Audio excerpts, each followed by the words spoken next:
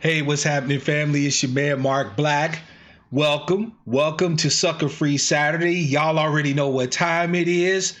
Before we even get started, I want to say, first of all, in advance, thank you to all of you, right? All of my angry black sheep. I adore you. You're the reason why I do what I do. And I cannot express my gratitude enough that you take the time on Wednesdays and Saturdays to come join me through my sometimes ramblings, through my sometimes stream of consciousness, but always focused on doing something for us. I can't thank you enough. And I want to give an extra special shout out to anybody who's new. I don't know if I've talked about it much, but I've been fortunate lately to have gained quite a few new followers on Twitter. And I've encouraged them to come and start watching the broadcast with us. So for any of you, people who are here new from Twitter, I welcome you in advance. Thank you so much for joining your brother, the Angry Black Sheep, Brother Mark Black. It's going to be my pleasure to deliver you content that I think that you'll find salient, that you'll find apropos, but most importantly, you'll find useful, right? So, before we get started, fam, we're going to be referring to particular information today. So check the comment section below this video, not the description box. The description box has reports, books, you name it, right? And it also has links that if you feel that it's valid, is worthy, what have you, where you can support my work. But today's information is going to be contained in the comment section below the video. Right? Because we got to talk. We've got to have a conversation today, fam. This one I was wavering on whether or not to actually do a broadcast on, but I believe that what we're going to talk about today is so important, I could not put it off. But I want to make sure that you have, as always, access to the information so that you can decipher for yourselves what the truth of the matters are. All right? So without further ado, let's get to it. Darker Visions is in the house on code B1, fam. I see you. Brother Frank Littlejohn is in the house. Peace, fam. Salute to my esteemed brother Craig J. Namaste to Brother John, Miss Denny. Peace. Right? Sister Toolbox is in the house. Let's see here. Producer, salute, fam. I see you. Sister Alexis, mwah. Love you, sister. Welcome to the broadcast. Easy be easy. Peace and be one to you. Let's see here. Ebony Roses, welcome back. Glad to have you back. Happy Sucka-Free Saturday. Sister Taj, mwah, mwah, mwah. Welcome back to the broadcast. Fam, the rules are that you don't have to participate in chat. But when you come into the home, let us know you're here so we can at least shout you out and show you some love, all right? So, fam, today what we're going to be talking about is some pending legislation that currently sits in the House, that if this legislation ever makes it into law, I don't believe, fam, that it is hyperbole for us to say at that point that we stand on the precipice of our demise here as a people here in the United States. By the way, shout out to Sister Marjorie. Welcome to the broadcast and happy Sucka-Free Saturday to you.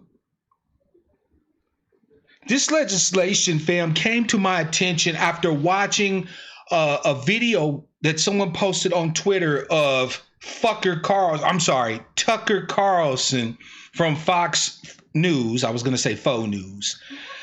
Now, as you can probably have guessed, I have little love lost for Tucker Carlson, right? But remember, Black Sheep, for us, it doesn't matter who's saying the information so much as to what the relevance of the information is. Peace to Sister Joan. Bronx is in the house representing, right? Tucker Carlson discussed this legislation that is currently, like I said, sitting in the House. The link that I put in the comments section below takes you directly to Congress.gov's website, where you can see the process of the law. It currently is sitting in the House, right? So I don't want everybody to get in an uproar, getting the panties in a bunch and all of this and that and the third, spouting off shit that is not true, right? That having been said, however, family, all it takes for this bill to progress is a little bipartisanship. And isn't it funny how we talk about the Republicans, we talk about the Democrats, but our oppression here has always been bipartisan. In the United States of America, when fuckery comes for the descendants of the enslaved here, it's bipartisan. So we need to talk about what this legislation is, what it contains, and what it means for us, that the possibility of this legislation even exists. All right. So, fam, without further ado, to the teaching screen we go. Been a while since we've been here. By the way, I do want to apologize for the lack of the chat up on the screen. For those of you who are new, I usually have the chat where everybody can read it, but for some reason it's wonky. If you have something that you definitely want me to address, hit the super chat, right? Even if it's just $1 or 99 cents or whatever, I just want to make sure that I address your comment. I'm not begging for money and trying to get rich and shit. But if you have something you really want me to say, hit the super chat so I notice, I address it, and it also appears on the screen as well. Okay.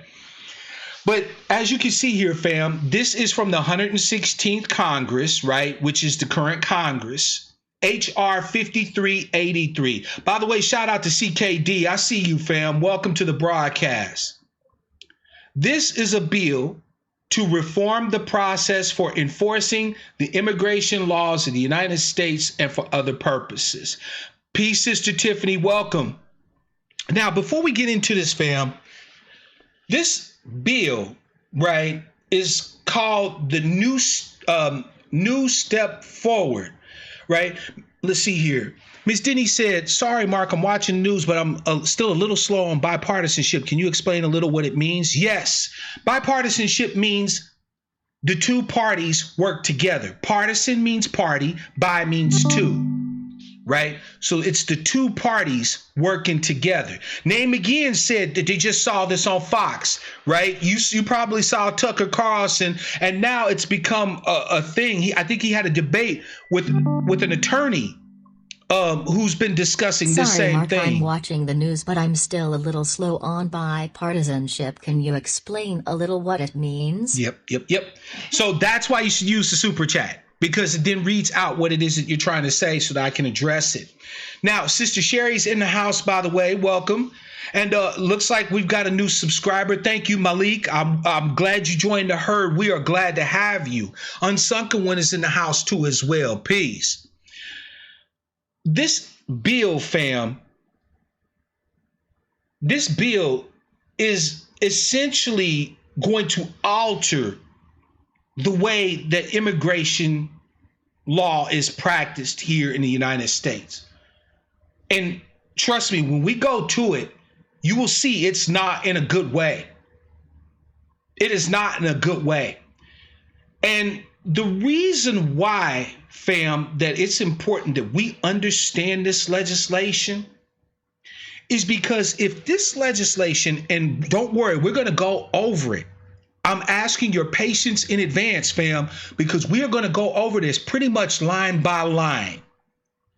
If this legislation passes, this literally means the potential death knell of our justice claim here in the United States.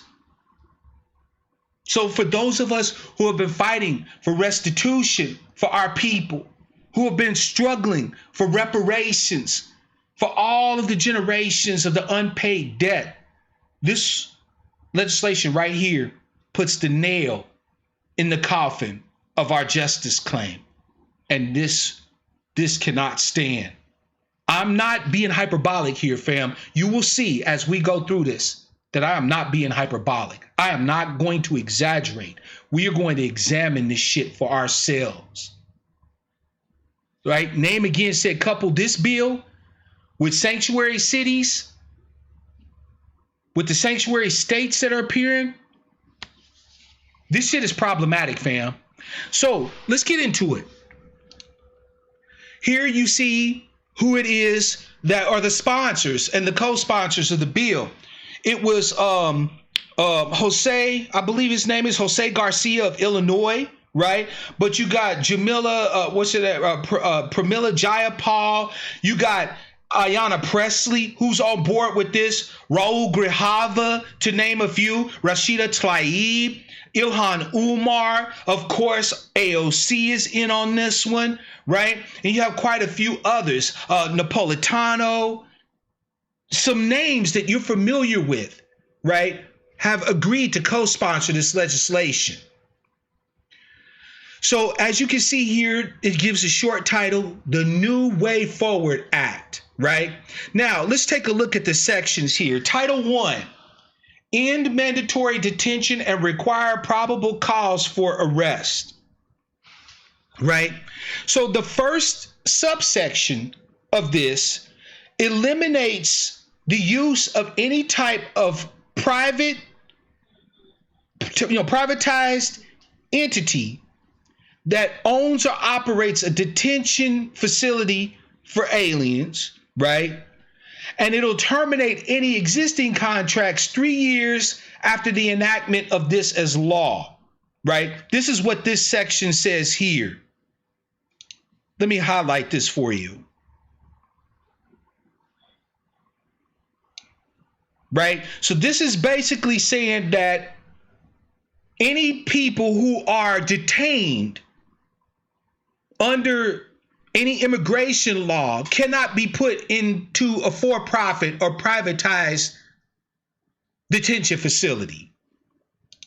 As you can probably see, fam, already, this is interesting because I have not seen any introduction of any laws or legislation passed that prevents us from being housed in privatized prison system, privatized prison facilities, privatized detention facilities, right? So as you can see right out of the gate, this is already advantaging or giving advantage to illegals in the area of detention.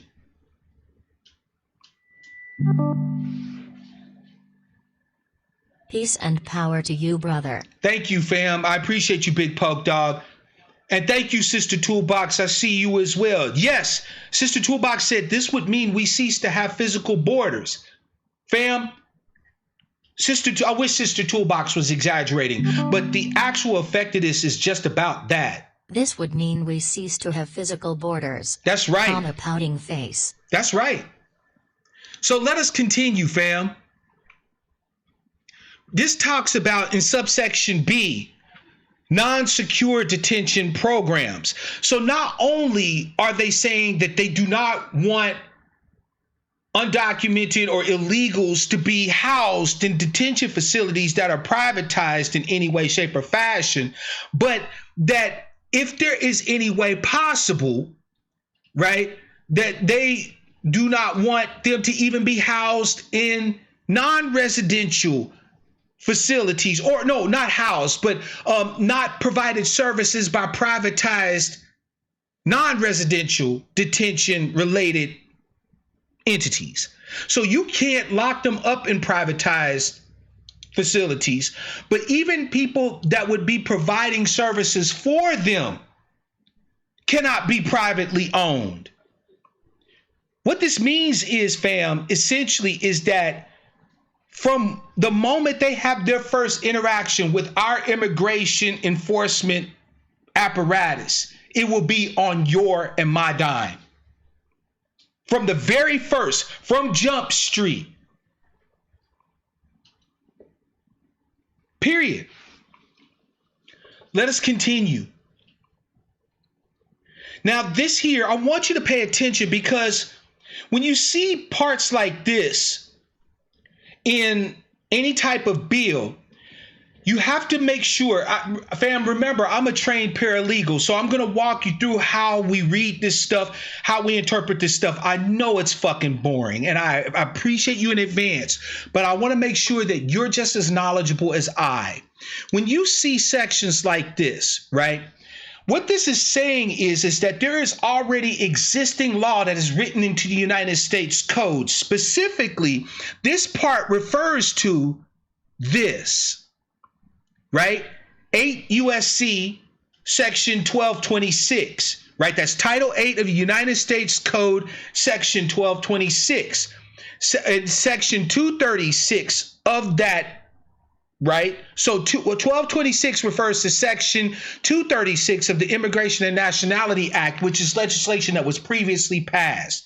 This says that there are parts of it that they're removing. Striking means to remove. So they're going to be altering and amending Section 236 of the Immigration and Nationality Act, right, as enshrined in Title 8 of the United States Code, Section 1226. And this is what they're adding. On a warrant issued by an immigration judge or pursuant to Section 287, subsection A, subsection 2, the Secretary of Homeland Security may arrest the alien and in accordance with this section may, pending a decision on whether the alien is to be removed from the United States, detain the alien or release the alien on bond, subject to conditions or on the alien's own recognizance, unquote. Let's unpack that. As it currently stands, immigration law says that when somebody is detained as an illegal immigrant, they're detained, right? They don't get to run free. They don't get to do whatever. They're detained. They're held, okay? Now, what this does is it actually allows immigration judges to use their discretion to either detain them or to release them on bond, various conditionals, or just PR them. Are you hearing me? They're here illegally, subject to detention under the immigration law, right? Under the Immigration and Nationality Act. But now that will all be taken away. The judges will now have discretion as to whether or not to say, okay, you're going to be over here in this facility or you're free to go. You have to return and see us on this date, PR. Or you can go, but you got to pay X number of dollars bond. That's what this means. Let us continue, fam. This section here details exceptions. This section shall not apply to an unaccompanied alien child, and it gives where that term is defined, right, in the Homeland Security Act of 2002, Section 462, et cetera, et cetera. Such an alien shall be transferred to the custody of the Secretary of Health and Human Services pursuant to Section 25, right? So, in other words, if you want to get clarity on this, fam, which is why I put a link to the actual legislation in the comments section, you're going to have to refer to this legislation here in order to get clarity as to what an unaccompanied alien child is and what the processes of giving custody of that child to the Secretary of Health and Human Services. You follow me?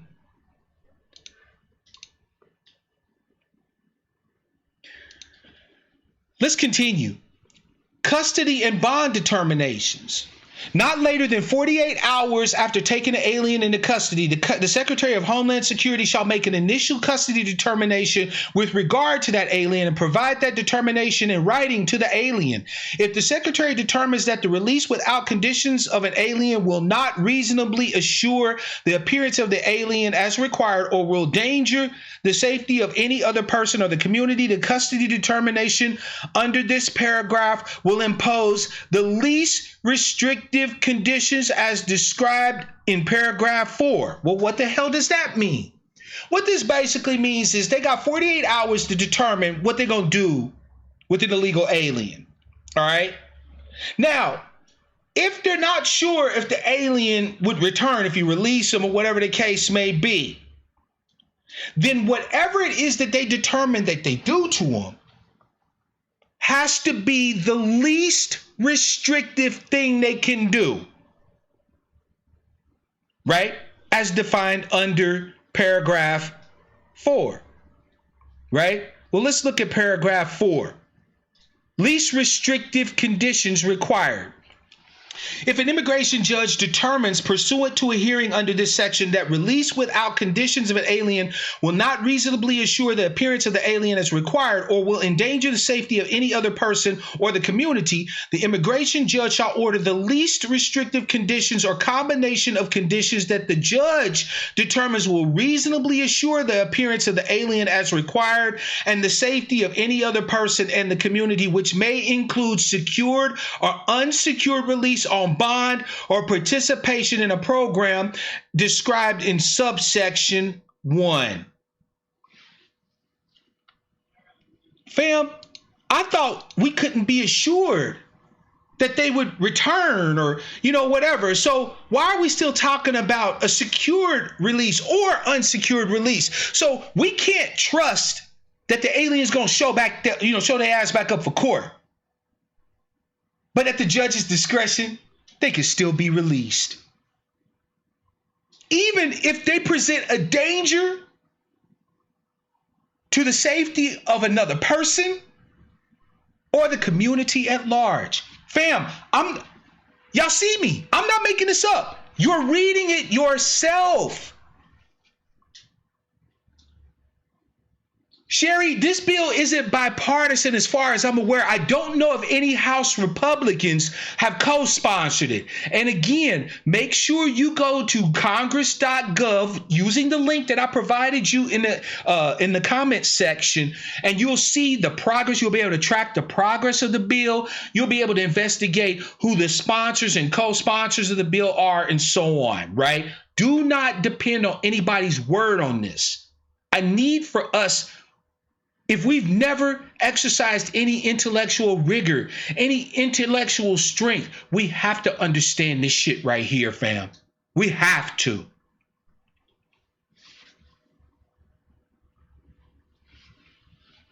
Let us continue. In the case that an immigration judge makes a determination to release an alien on bond under subsection blah, blah, skippity, there you go, DVM, blase skibbity, right? The immigration judge shall consider, for purposes of setting the bond, the alien's financial resources and the ability to pay the bond without imposing financial hardship on the alien, unquote. Fam, if they were to arrest your ass right now and accuse you of a crime, and they took your ass to jail, and you go before the judge, and the judge says $150,000 bond, you could be unemployed. You could not have any collateral to be able to borrow $15,000 on a humbug. They don't care. They don't consider your financial resources and your ability to pay the bond before imposing it upon you. But they will for aliens. For illegal aliens, they get more due process than you. Oh, fam, we haven't even touched. Like, you think it's bad already. We haven't even touched the worst parts of this legislation, fam. We haven't even touched. Check this out. Section 6. Special rule for vulnerable persons and primary caregivers.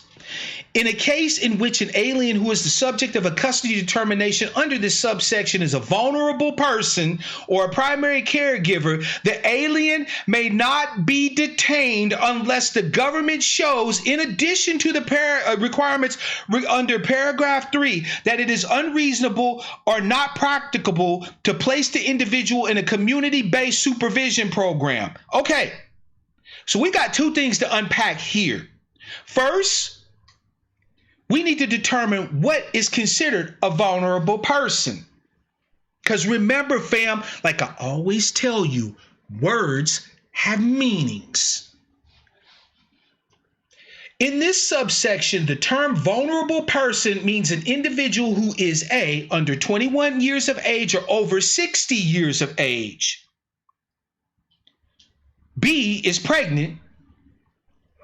This is going to throw you for a loop right here. C, identifies as lesbian, gay, bisexual, transgender, or intersex.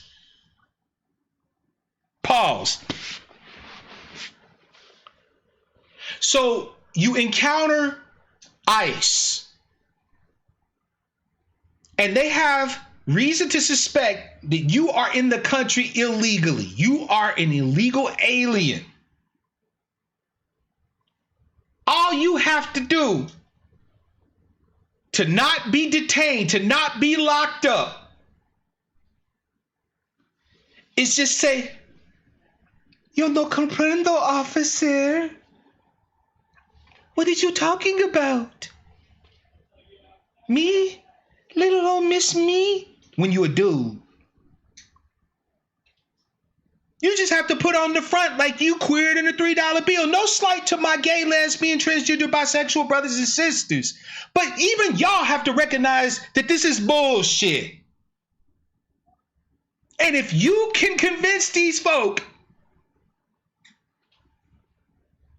that you are one of these folk right here, they cannot detain you. Fam, I wish I was making it up. But you see it right here in black and white.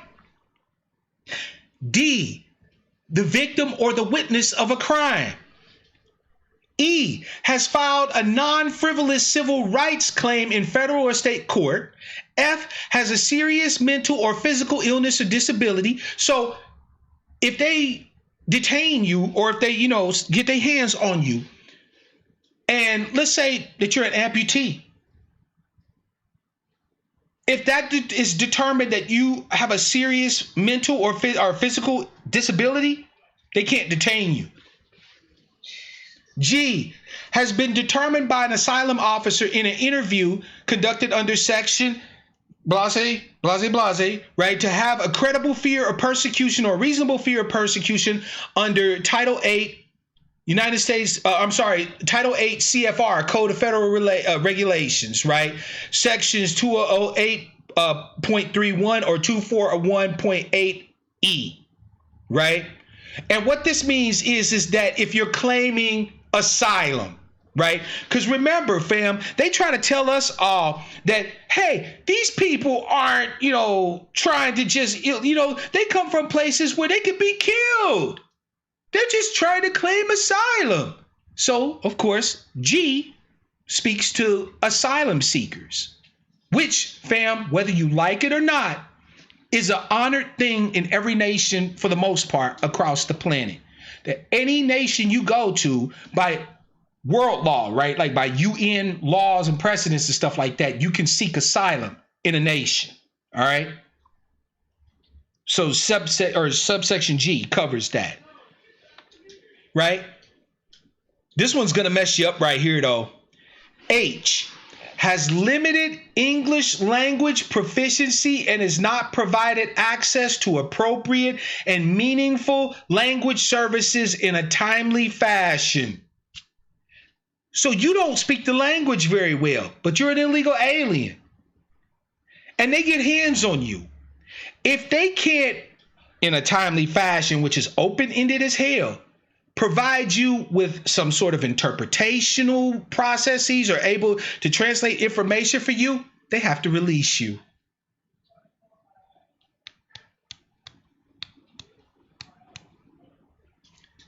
Subsection I, has been determined by an immigration judge or the Secretary of Homeland Security to be experiencing severe trauma or to be a survivor of torture or gender-based violence based on information obtained during intake from the alien's attorney or legal service provider or through credible self-reporting, unquote.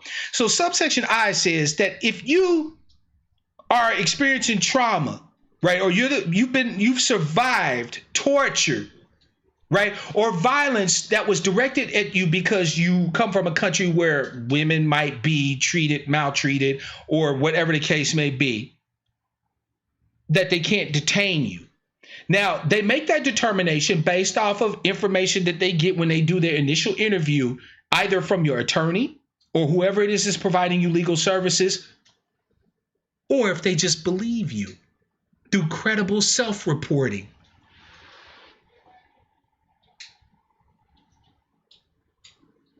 So if you're convincing enough, you got your story straight, it sounds rock solid that you've been tortured in the place where you came from, they can let you go.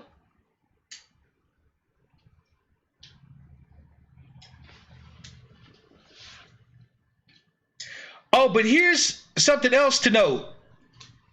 Even if they determine, fam, that they're going to detain you, right? So let's say that somehow with the multitudinous amounts of exceptions that exist for them not to detain you, let's just say that from your respective country, you represent the population of those who are as dumb as a box of fucking rocks.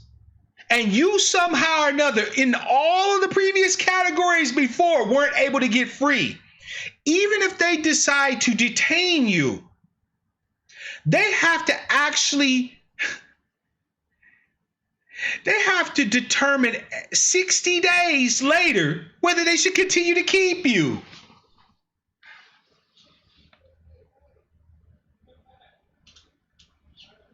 Yep. Here's where they discuss alternatives to detention.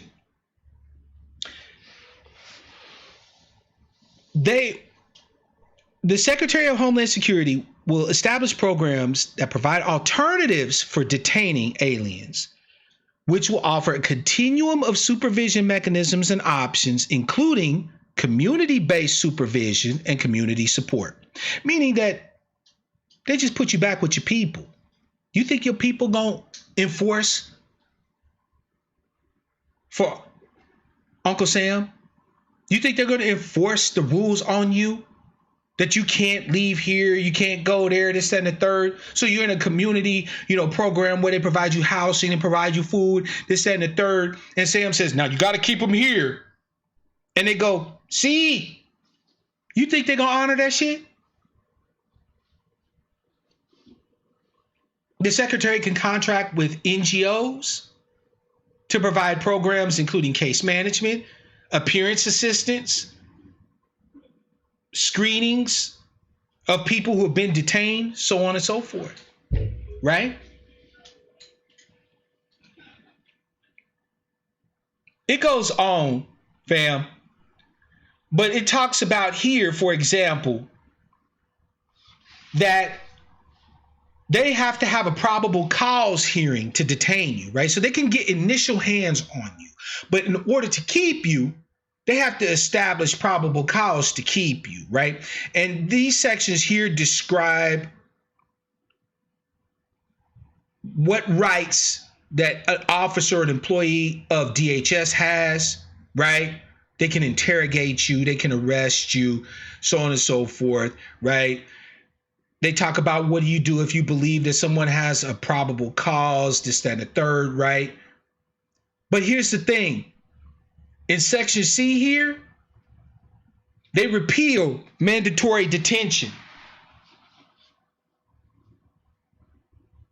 Currently, under the law, if an officer or employee of DHS has probable cause to believe that you are an illegal alien, detention is mandatory. They have to put hands on you. They have to. It's the law. This gets passed. They get the option to say, maybe. Maybe we'll let you go this time.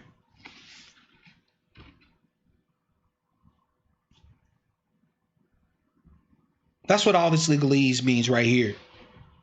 That they no longer have to keep you.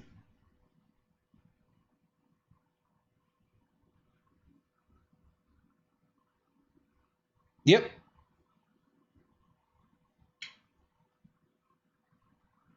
They talk about removal here and inserting new language. Redetermination hearing, right?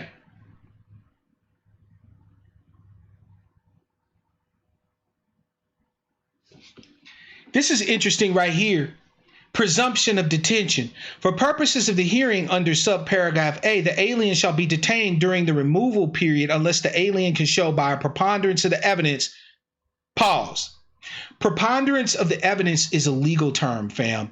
It is a measure or a standard of proof, a burden of proof, right? In the legal field, you have various levels of burden of proof, right? When we talk about, like, say, criminal law, and by the way, if you notice, we haven't mentioned anything about criminal activity whatsoever in this legislation as of yet. There's a reason for that, and we'll get to it. Ms. Denny asks, what if the crime is terrorism? Does it not matter? This legislation will make one wonder. It will make one wonder, especially when we get to the part where we talk about criminal activity in immigration, because that's in here, right? But when we talk about various levels of burden of proof,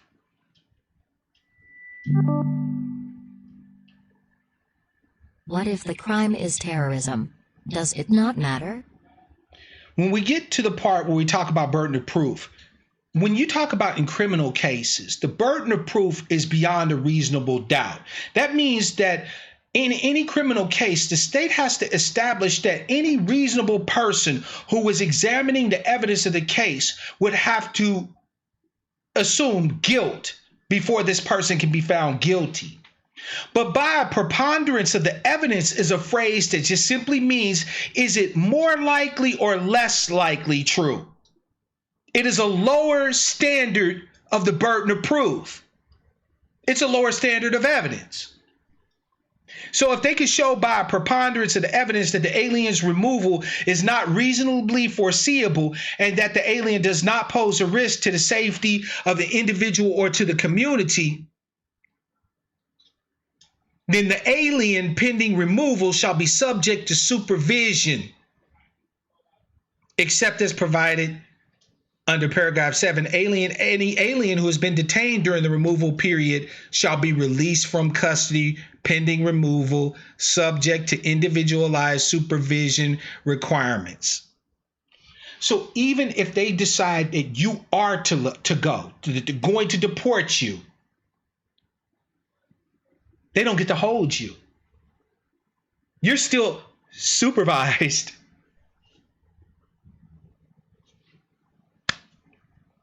There you go. You shall be released from custody. So even if they determine they're going to deport you, until they deport you, you're free to go. I done built my life here. Got my wife and kids here. I'm supposed to be deported. It'll just be a few days before the plane takes off. Well, we're going to put you over here in this program and they're going to watch over you until it's time for you to leave.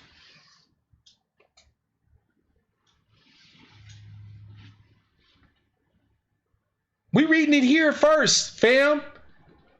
I do believe that today will be the first and only one of us to examine this damn thing literally line by line, where we can examine the language and determine for ourselves. That's right, Sister Sherry. Illegal immigrants, or what I say, illegal aliens, will have more rights than you. And trust me, that will become nowhere more apparent than how they're treated as criminals.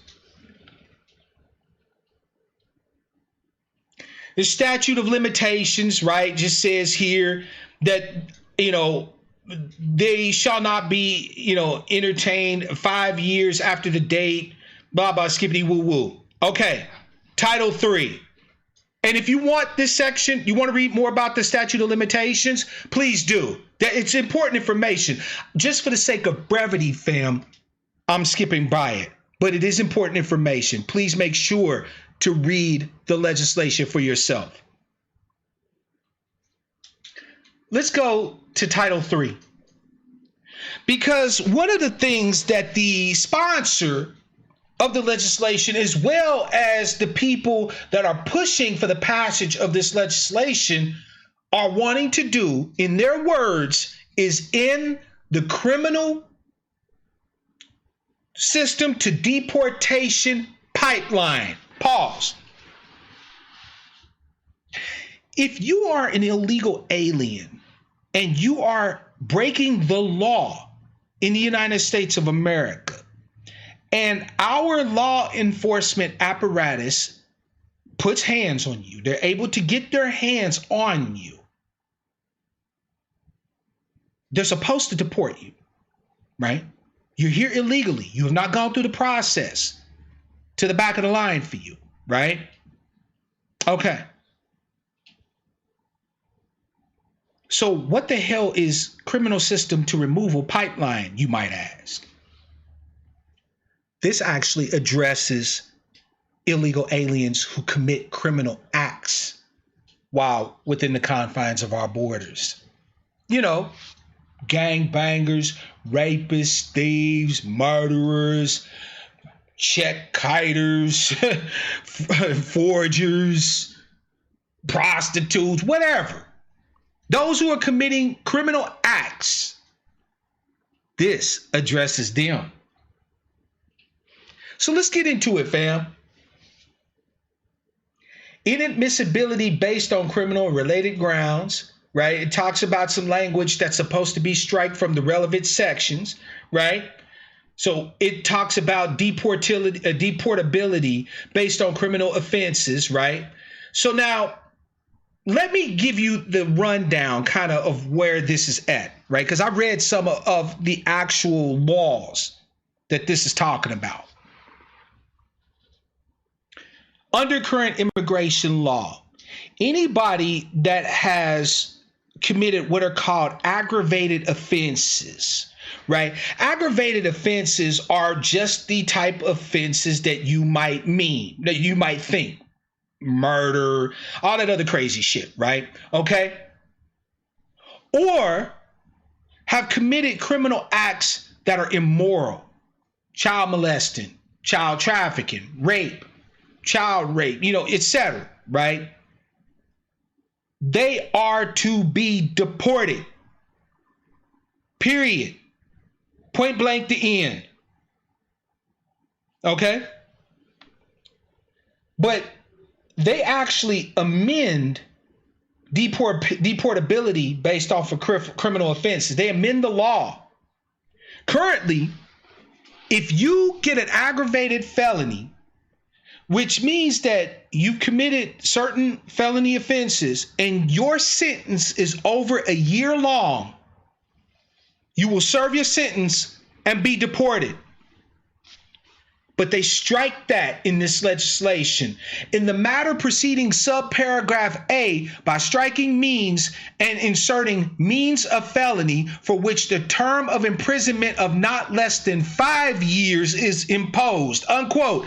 So they're saying now that you have to have been sentenced to a minimum of 5 years before they can consider deporting you. In other words, even though you've committed a criminal act, you've been tried, found guilty, and sentenced, and you are an illegal alien, the government will not consider deporting you if your sentence under this new legislation is less than 5 years.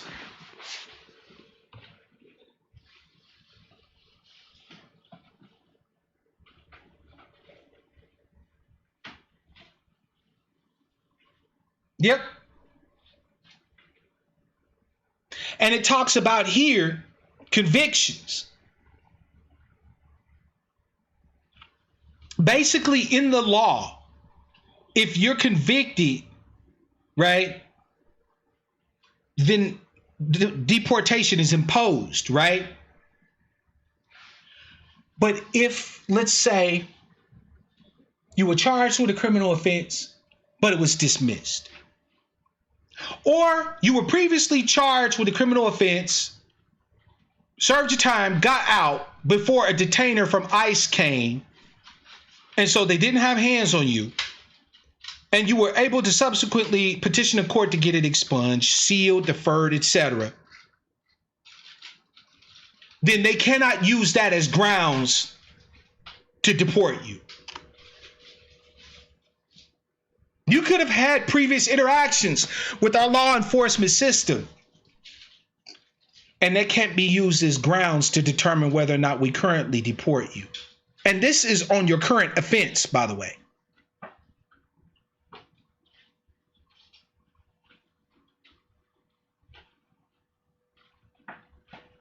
Particularly serious crime.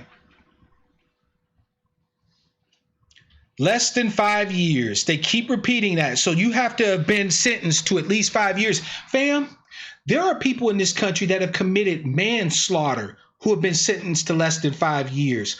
So you could be walking home from work. An illegal could be drunk off his ass and run you over, killing you with his car. Go to jail, is tried and convicted of manslaughter in your case. And if the judge gives him less than 5 years, he don't even have to leave the country. They can't deport him. By the way, fam, this applies to admissions and conducts occurring before or on or after the date of the enactment of this act, and convictions and sentences entered before, on, or after the date of the enactment of this act, unquote. Do you know what that means? That means this is retroactive. Don't worry. We'll get to it. Don't worry, fam. We will get to it. The applicability of these rules is retroactive, before, on, and after the date that this bill becomes law, that this act becomes law. Title 4, restore judicial discretion and end removal without due process. Yep. Let's take a look. In Section 401, subsection A, it says, notwithstanding any other provision of law, an immigration judge may grant any relief or deferral from removal, including withholding of removal. Pause. This just means that at the judge's discretion, they can say, well, we should remove you, but we're going to put that on pause. They can defer it. They can say, nah, we're not going to remove you. And it's all good. To any individual who is otherwise eligible for such relief, but for a prior criminal conviction. And remember, they changed the standard of what constitutes a deportable criminal conviction offense, or the commission or the fine or the finding of the commission of other conduct as described in these sections of law.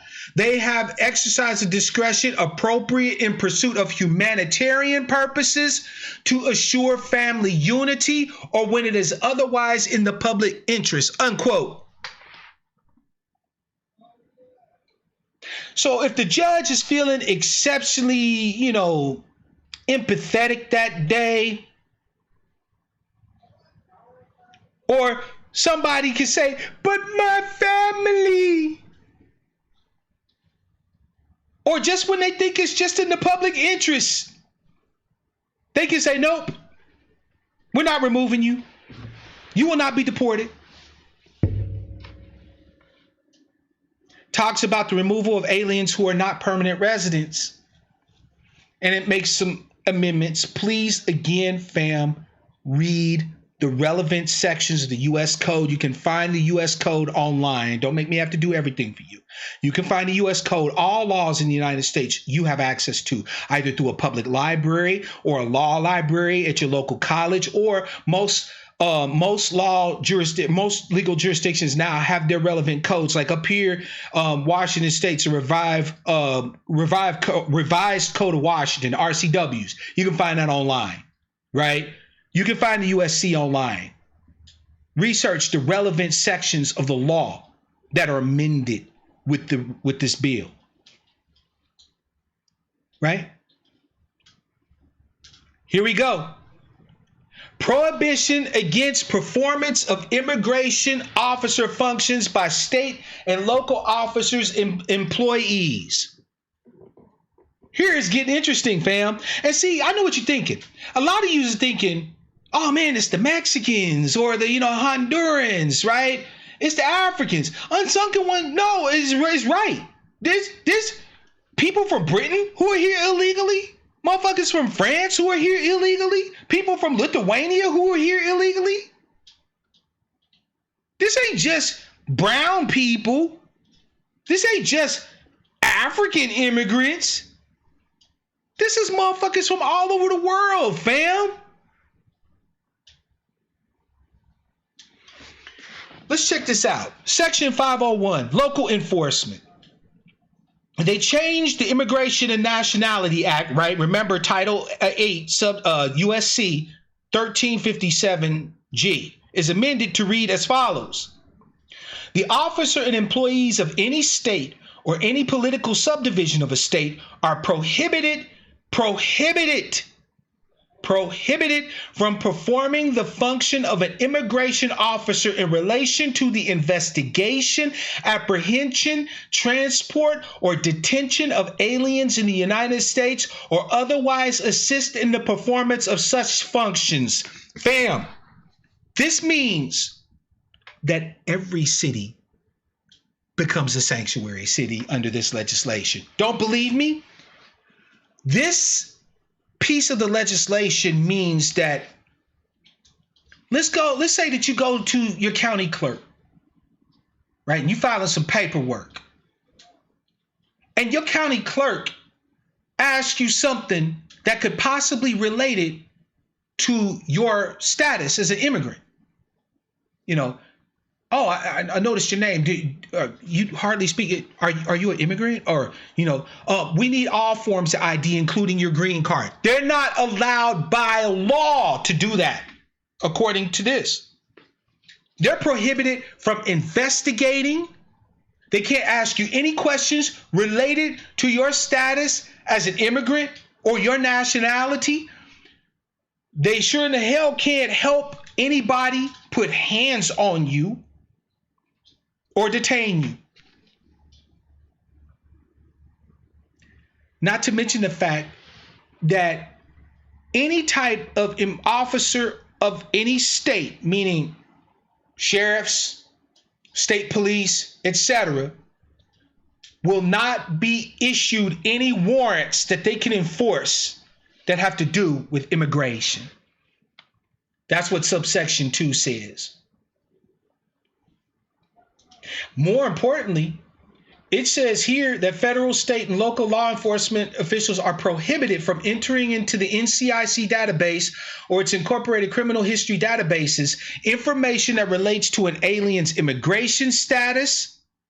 So you can't put into the NCIC, that thing where they say, I just need your ID, I just want to run a check. They run it through NCIC, the National Crime Information Center database. They can't enter into the NCIC any information that relates to your current immigration status, if you've been deported before or removed from the country, or any allegations that you violated immigration laws. And notice it said civil violations of the immigration laws. Do you know why they say civil? Because this bill decriminalizes illegal entry into the country. That's right. They've made you being an illegal alien a civil offense. It's not criminal.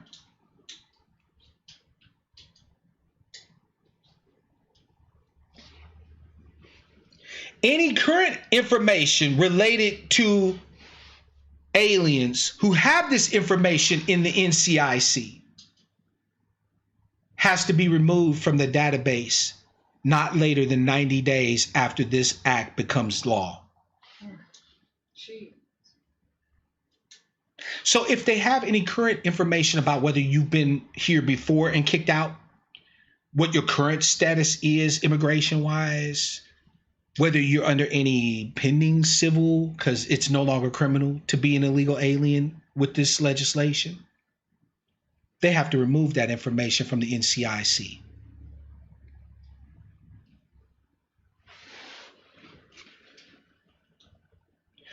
Prohibiting coordination for enforcement of immigration laws. Fam, I'm just going to come out here and say it, right, to save us a lot of reading so we can get to the goddamn discussion, because I want to hear what y'all got to say about it. But essentially what this language here in this part is basically saying that ICE is the only motherfuckers who actually can really do any immigration enforcement. They can't coordinate with anybody. They can't coordinate with the welfare office. They can't coordinate with caseworkers. They can't coordinate with anybody. If they're going to enforce immigration law, they're the only ones that basically can be able to do it. That's what basically all this right here means. Because they keep saying will not, shall not. That's legal language. That means never, absolutely will not. Shall not. Immigration warrants, civil immigration warrants shall not be made available to the officers, employees of any state or any political subdivision of a state. That means counties, parishes, etc. through the National Crime Information Center database. Police can pull your black ass over and run NCIC on you in a minute. They can pull up your damn draw size, what size socks you wear, what's your favorite motherfucking Teletubby. All that's in NCIC. But they can't do that for illegal aliens if this gets passed.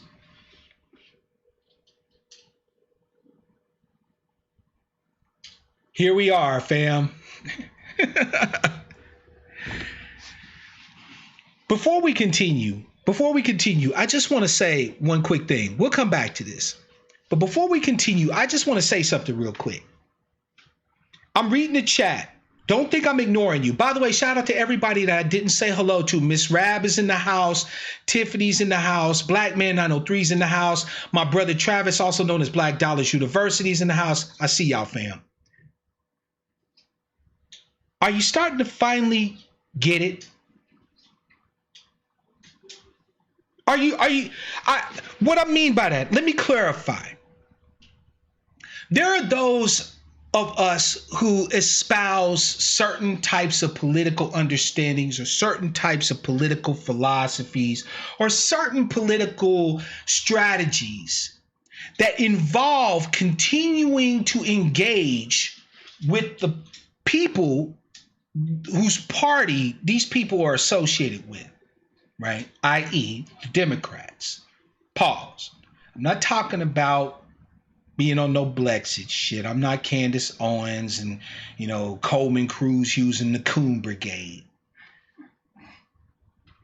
But I really would like to know, how is it that those people that think that somehow or another we're going to reform the Democrats, or that if we press hard enough, that if we give them enough fire, shade, and smoke, or whatever the case may be, that they're going to change shit when they're introducing legislation like this?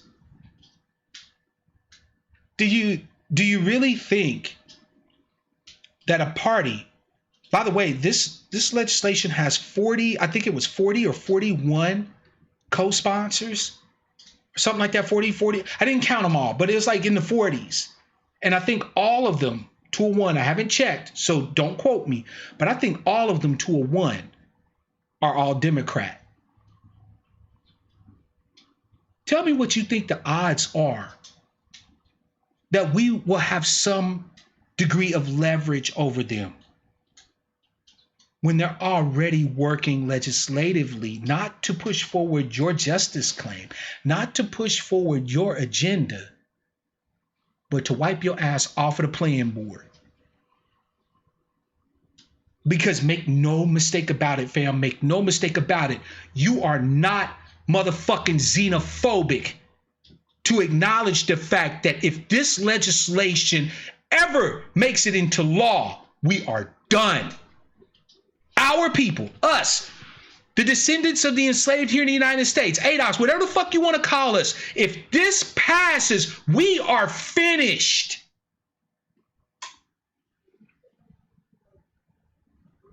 I haven't even gotten to the worst part. We're about to get into it. We're about to get into it right now. Let's go. Decriminalize migration. Section 601, repealing migration criminal laws. Remember I told you that they were talking about the issuance of civil immigration violation warrants? And I told you there was a reason why they were using civil, because under Title VII of this act, criminal penalties for re-entry and for entry, illegal entry and for illegal re-entry are repealed. This is probably the shortest goddamn section in the whole thing. Let's read it. Criminal penalties for entry at improper time or place. Section 275 of the Immigration and Nationality Act is repealed. That means it's gone. Language is gone. There's no striking and adding, right? Because striking removes the current verbiage and then they insert new verbiage. So there's no amendment here. That section of Title 8, United States Code 1325 is repealed. It is if it never existed. It is no longer law. Subsection B, criminal penalties for re-entry, right? So we already in subsection A addressed the initial act of entry into our country illegally. That's repealed. So it's no longer a criminal act. But even re-entry, so you've already been thrown the fuck out. And you come back and you re-enter illegally. That's no longer a criminal offense. That verbiage in the law is repealed. It's erased as if it never existed. Let's continue. Fam, that's not even the worst part. I know I keep building. I know y'all probably think Mark Black is showing his natural black ass today. No, I'm not. Fam, we have not even gotten to the worst part. For as bad as it's been so far on this ride through this legislation, we haven't even gotten to the worst fucking part. Let's examine, if you will, Title VII, the right to come home. Notwithstanding any other provisions of law, the Attorney General shall grant a motion to reconsider or reopen proceedings pursuant to the law as all this amended and this, that, and the third, right?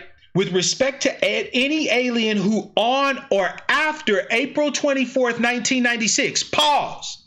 This language is important. So what this is saying is that if someone files a motion in federal court, the United States Attorney General shall grant that motion to reconsider or reopen proceedings with respect to any alien on or who on or after April 24th, 1996. Okay, let's go back. 1996 is what? 14 years ago almost? This date is almost 14 years ago. That means that they can reopen deportation proceedings via filed motion in federal court for any alien all the way back to 1996 who was ordered, removed, deported, or excluded, or voluntarily, because what many aliens have done is they sign forms saying they agree to leave. Right? Long as the United States government don't do anything to them, don't lock them up further, they agree to go. Voluntary departure. This covers them too, right? And demonstrates that the alien would not have been considered inadmissible, excludable, or deportable under the immigration laws if they were defined as they are under this act. So they file a motion to have their cases reconsidered, right? Or to experience any relief retroactively back to 1996, whether they've been deported, excluded, removed, etc., right? Whether they volunteered to go or were ordered to go, right? But not based on immigration law as it was in 1996, based off of whether or not they would have been considered to be deportable, inadmissible, excludable under this act. Because as you can see here in subsection 2, would have been eligible to apply for relief from removal, deportation, or excluding under such laws if this act and the amendments made by this act had been on effect on the date on which such order was issued and the voluntary departure took place. So you file your motion to have your shit reconsidered. They don't get to look back at previous immigration law to determine whether or not they file they grant your motion. They have to look at the law as it is amended and exists under this bill. It gets worse. Here it talks about they may not reject or deny a motion because they didn't provide a copy and this, that, and the third, right? Talks about some time frames and this, that, and the third. Here's the one that's going to get you right here. Section D, transportation. The Secretary of Homeland Security shall provide transportation for aliens eligible for reopening or reconsideration of their proceedings under this section at government expense to return to the United States for further immigration proceedings and shall admit or parole the alien into the United States, unquote. You motherfuckers gotta pay for them to come back.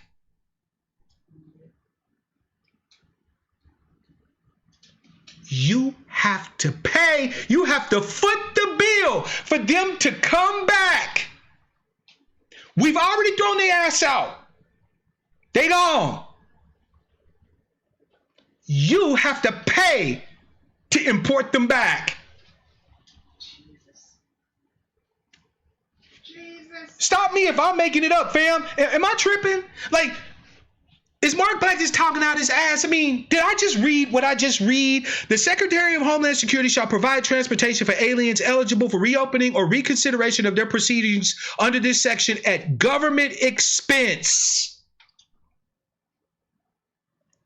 All the way back to April 24th, 1996.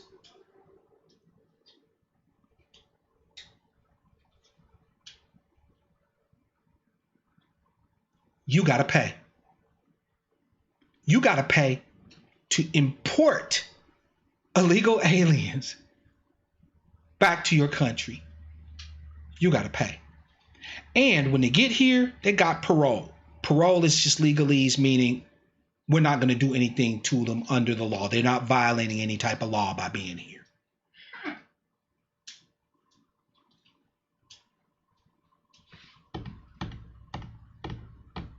April 24th, 1996.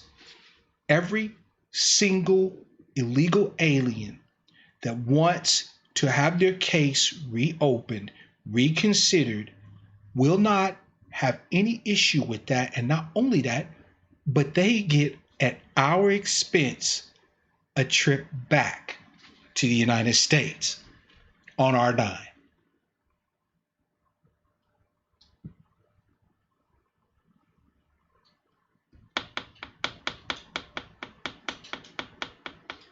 By the way, physical presence requirements mean that you have to be in the country a certain period of time. Not so under this. Anything that is any applications filed or reopening cases or whatever doesn't toll, meaning that it doesn't count toward any physical presence requirement. Oh, I'm sorry. Yeah. So in other words, it's saying that you don't have to worry about the physical presence requirements. This isn't going to count against you.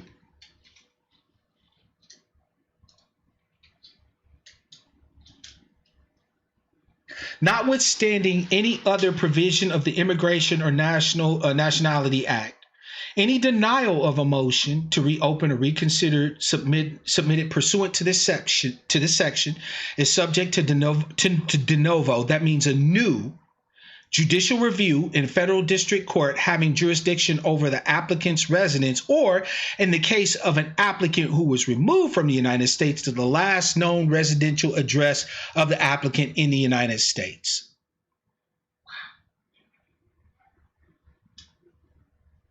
So that means, fam, that if they do deny your motion, you can still go through the court process and shit in the circuit court, the federal circuit court of either where you're currently living or where you used to live if you were already removed, deported, excluded, etc.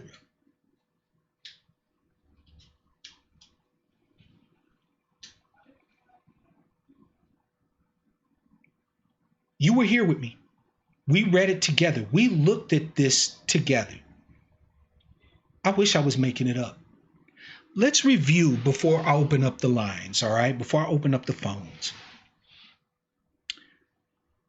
Illegal entry into the country, whether it's your first time or your 20th time, is no longer considered a criminal offense under this legislation. All right? They amend huge portions of the immigration and let me go back here and look. I'm sorry. Immigration and Nationalization Act, right? Title 8 United States Code.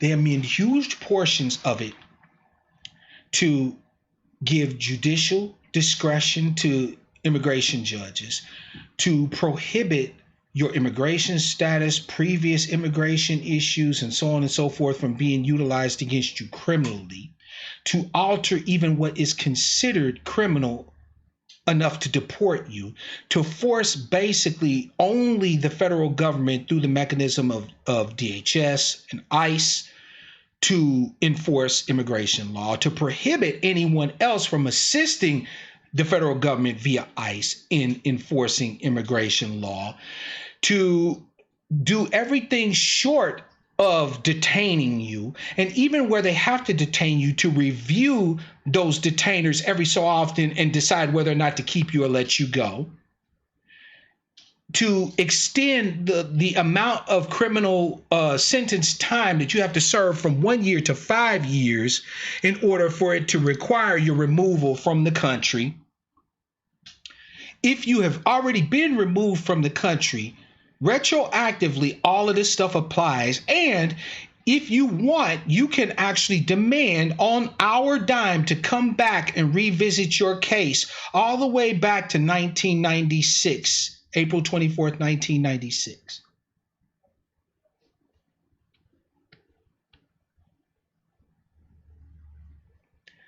Menace Aptara said, this must be a Justice Democrat bill. Oh, I don't know. I wouldn't say all that.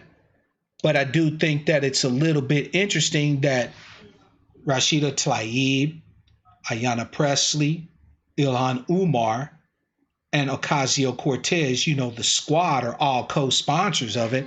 But I ain't going to say it's their bill, though.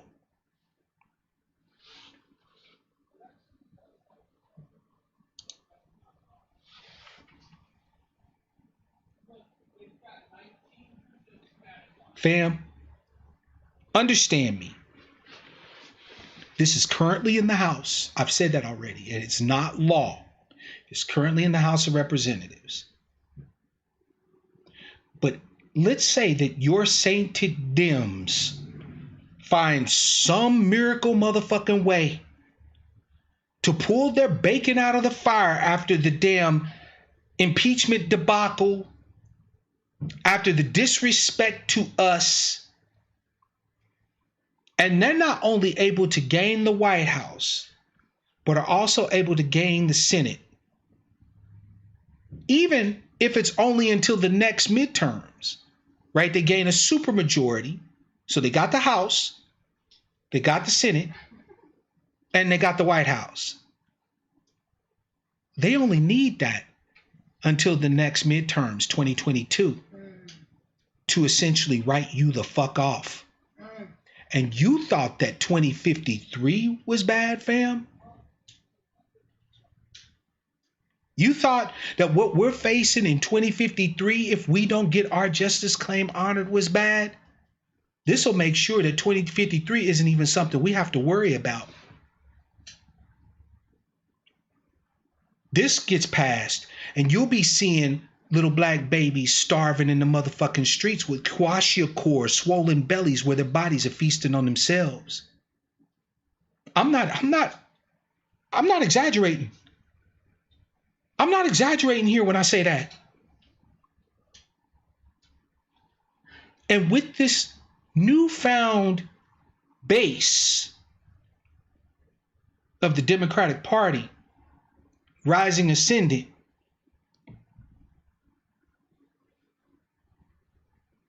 that leverage you think you got over the Dems now won't even exist. So the Dems have told us, like I've already said, nothing says I'm through fucking with you like saying I'm through fucking with you, right? So the Dems have let us know that they are through fucking with us.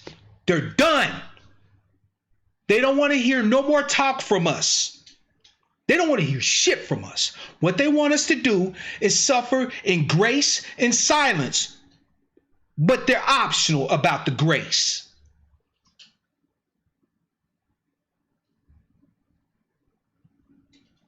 So the Democrats have said they're done. And there are many of you who say we can't talk to the Republicans.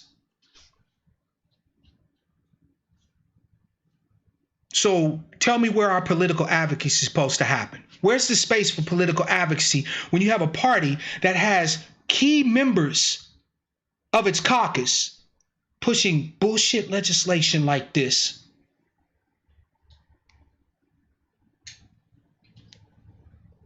But we can't go talk to the other party in a two-party system.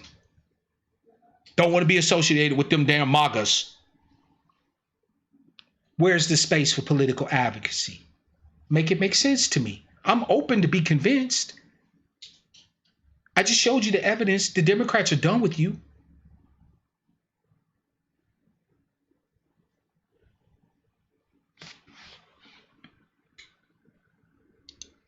(425-296-1980) fam is the number. I want to hear from you. It looks like to me that these Democrats have no problem signing off what constitutes a slow death warrant for our people, forcing us to give resources, primacy of place, due process to people who are not citizens while continuing to deny us. Under this legislation, a person who is not even a citizen will have more due process rights, more protections, more access to resources to maintain their families and their connection to the community and so on and so forth than you do, than I do. That's facts. We don't have to be head up about it. We don't have to be emotional. I'm not yelling. This legislation means that people who are non-citizens will actually have more rights than I do, than you do. That's exactly what it means.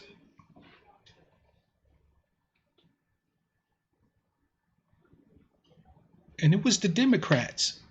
See, fam, I have often said that Republicans can do some shady shit.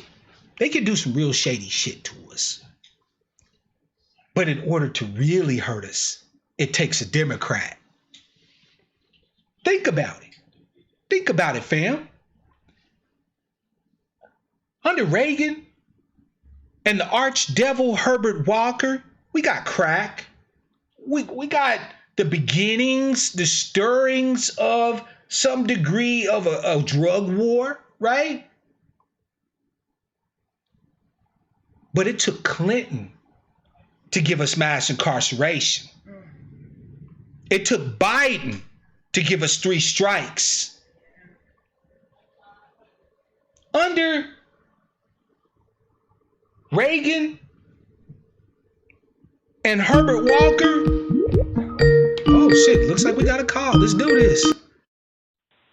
Caller from 214, it's your man Mark Black. What's your name, where you calling from, and what's on your mind? What's up, Mark? This is D out of Dallas. D, what's good, fam? I'm glad to hear from you. Happy Sucka-Free Saturday to you, fam. What's on your mind? Man, I heard you reading this bill, and I also saw it. I saw you posted it on Twitter, so I read it, and I was like, man, what is going on here? I mean, dude, I know they like cheap labor. You know, American capitalism thrives off cheap labor or whatever.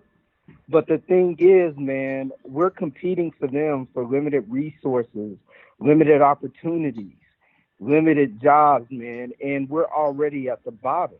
Fam, what are you talking about? I mean, the way this decriminalizes immigration, it makes one wonder, why would an immigrant even come here and try to work?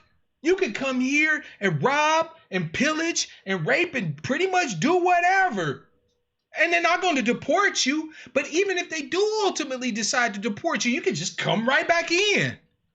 Why would you come here and put it forth a whole bunch of effort and struggle and try to assimilate and learn the language and shit? You can come here and hit America for a good lick for 2-3 years. Then if they catch you, you can go home, live like a king for a minute, and come back. Right. Man, this bill is like, it's actually it's insanity, man. I know those Justice Democrats, I know they wrote this bill. It's totally a ridiculous bill. But when you have like immigrants that come over here and they're able to get into Congress, man, they selfishly look out for their own interests. And that's something that we haven't been doing. We've been a big tent for everybody. And man, we just get stepped on and everybody moves up over us. Or the American way, everybody else is made white while we remain like black in this society. Absolutely. This bill totally makes no sense to me. Yeah. And man, like, I'm looking at it like this, Mark. Man, if a candidate supports immigration, man, I don't support any immigration. Thank you. Because man, as long as I support no immigration whatsoever. I know Yvette and them support limited immigration, like the jobs that we need filled or whatever. They believe in that. But man, and I used to believe in that, but now I support no immigration whatsoever. When you have all these people homeless, man, when you can't even take care of the citizens in your society, you have no business bringing anybody else in here. You should be investing those funds in your citizens. Let me tell you something, fam. Use those funds. Brother D, what's that? I'm with you 100 motherfucking %. I would like to see, and I don't give a damn if it's Trump that do it, I would like to see a complete moratorium on immigration, H-1B visas, any of that shit. You can come and visit, but you can't fucking stay. I want to see a complete moratorium of at least 10 to 15 years on immigration. By the way, let me read this. We got to break up the two-party system in states that have open and semi-open primaries. In other words, more of us need to go independent. Facts, Taj. Thank you for the super chat, fam. I appreciate you. Sister Taj said that more of us need to say, fuck this Democrat Republican shit. We need to go independent. That's definitely one way to do it. But here's the thing. I'm with you 100%. I don't want anybody else coming in, not until we've been addressed, not until we've been made whole. Exactly. I feel the same way. And I'm so hardcore, Mark, about it. Man, I want to make this birthright citizenship, like I want them to, man, that was only supposed to be for us.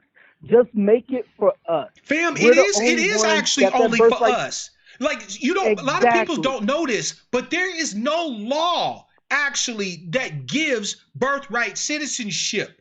What it has been is that the Supreme Court has refused to rule on it. They basically have made it an administrative law. So in America, there's two types of laws, right? There's legislative law. That's what comes through legislatures, like your state House and Senate, right? The Congress, the House and the Senate and so on and so forth, right? And then there is administrative law. Those are regulatory agencies and shit like that that create rules to allow them to operate, to do business as the government, right?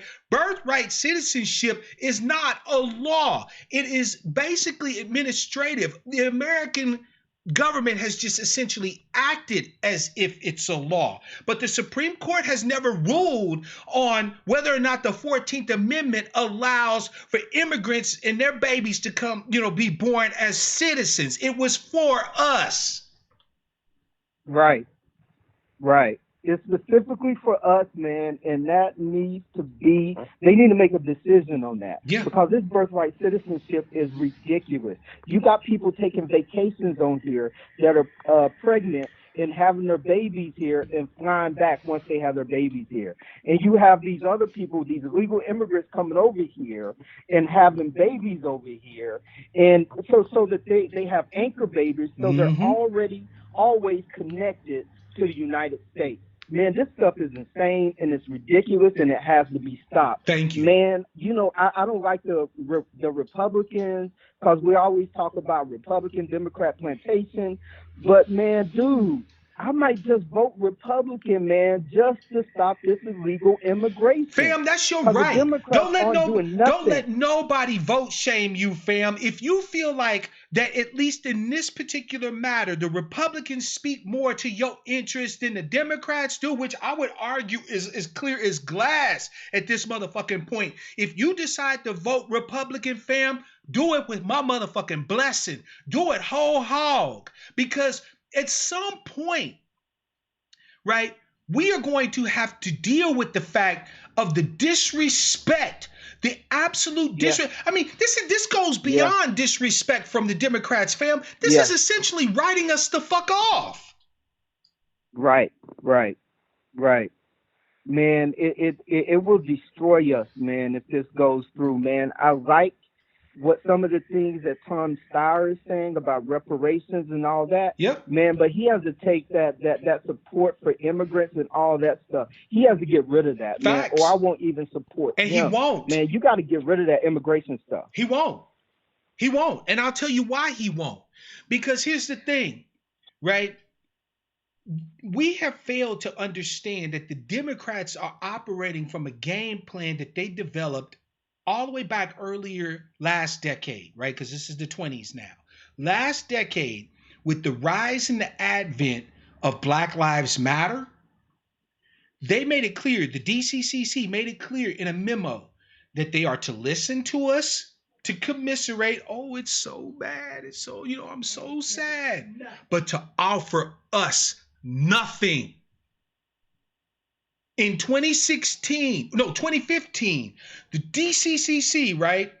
The Democratic, corporation that owns the Democrats, right? Said in a memo that when dealing with Black Lives Matter protesters and others, right, that you are to listen to their concerns and so on and so forth, but you should not promise anything tangible to them. Do not offer them any type of specific legislation, policies, programs, etc. Fam, they've already been operating from this shit for the last 4 years.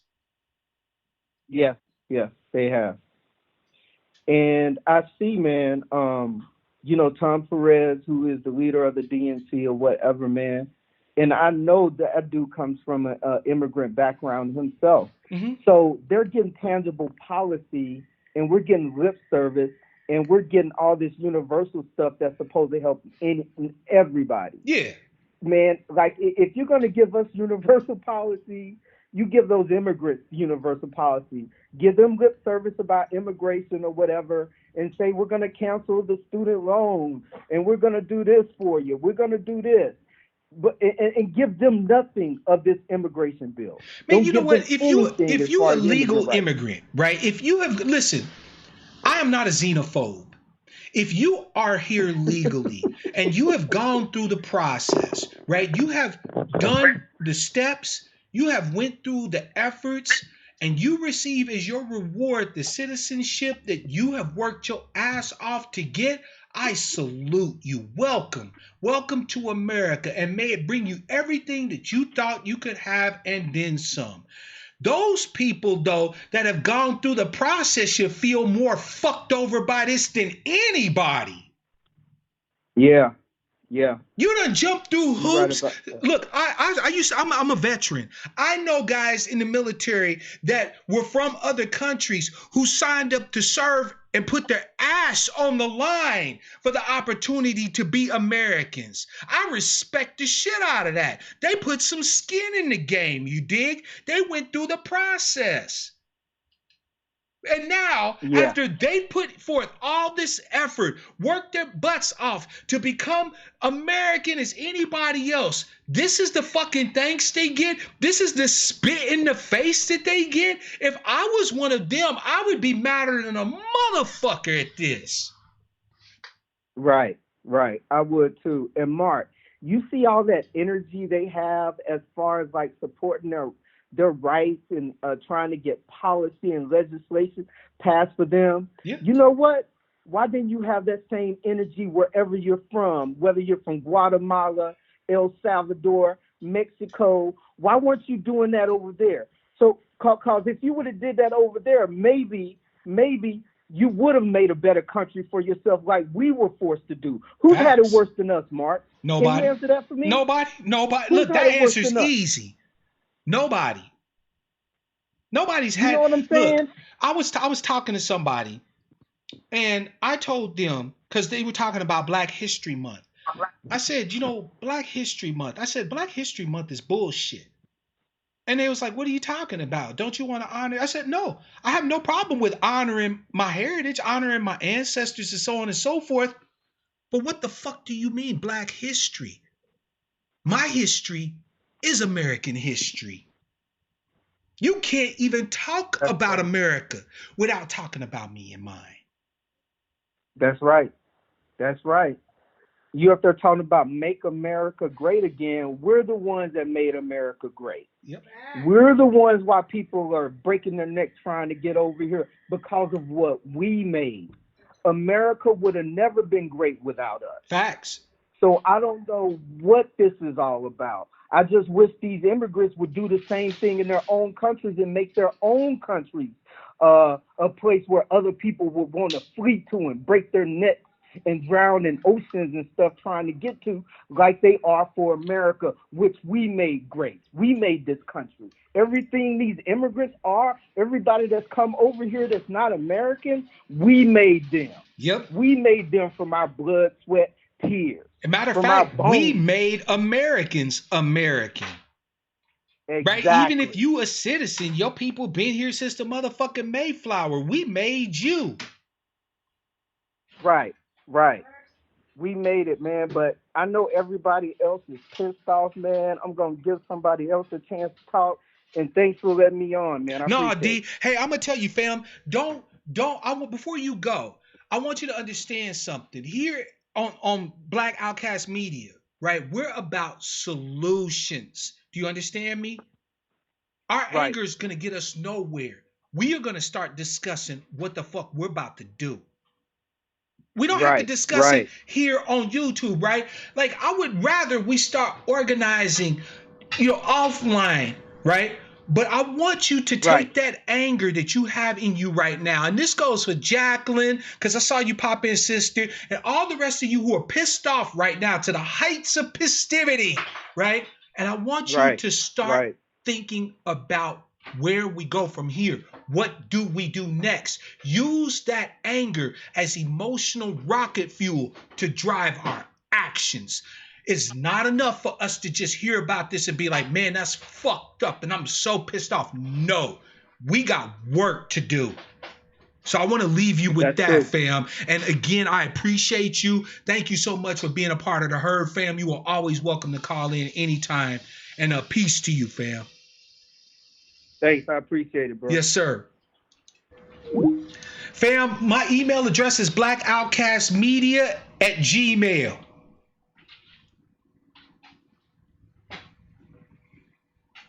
blackoutcastmedia@gmail. And it's spelled like the channel name. So Outcast with the K, all one word, blackoutcastmedia@gmail. Fam, what they're counting on from us is they're counting on us learning about this and going, oh shit, what do we do now?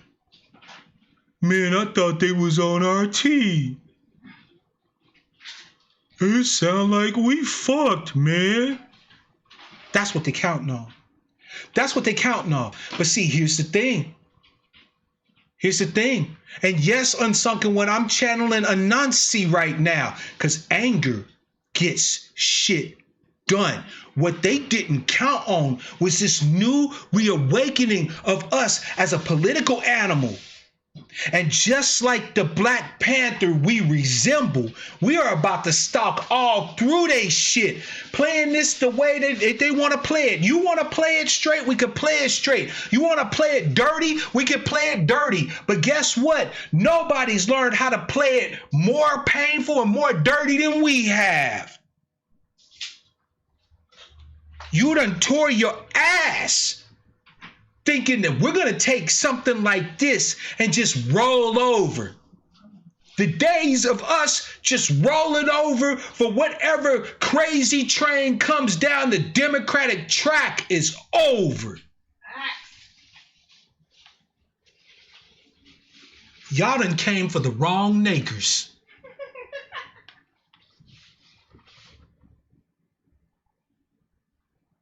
We will not be stopped. We will take our anger and we will do something with it. And if it means that this whole political system has to burn in order for us to get our due, so mote it be, in the words of my Wiccan brothers and sisters.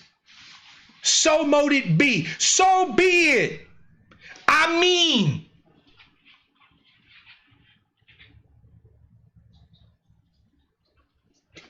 That's where we at, fam. That's where we at. We could talk about specific strategies and ideas and shit, and we should. But one thing that should be first and foremost in the frontal lobe, right here, is that until we get our due, this whole motherfucker can burn. They say I have no heart. Well, I can show them better than I can tell them. We take our anger and we turn it into advocacy. We take our anger and we turn it into cleaving to each other stronger and harder and better. You know who's getting a taste of that right now? Gayle King ass. Coming at our brother Kobe, and we ain't even had a chance to bury the brother yet. Oh, but she wasn't ready. She wasn't ready for what happens when brothers and sisters take their gender bullshit, their religious bullshit, and all of that and set it to the side and say, oh, not today.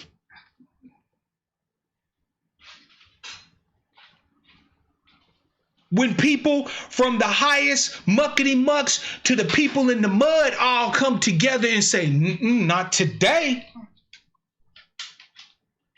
Now think about if we take that newfound energy, fam, that newbound cleaving to each other as a tribe, as one people, and we start putting that power into activation across every area of human activity, across politics, across economics, across religion, across sexuality, across our education, across the legal system, across it all.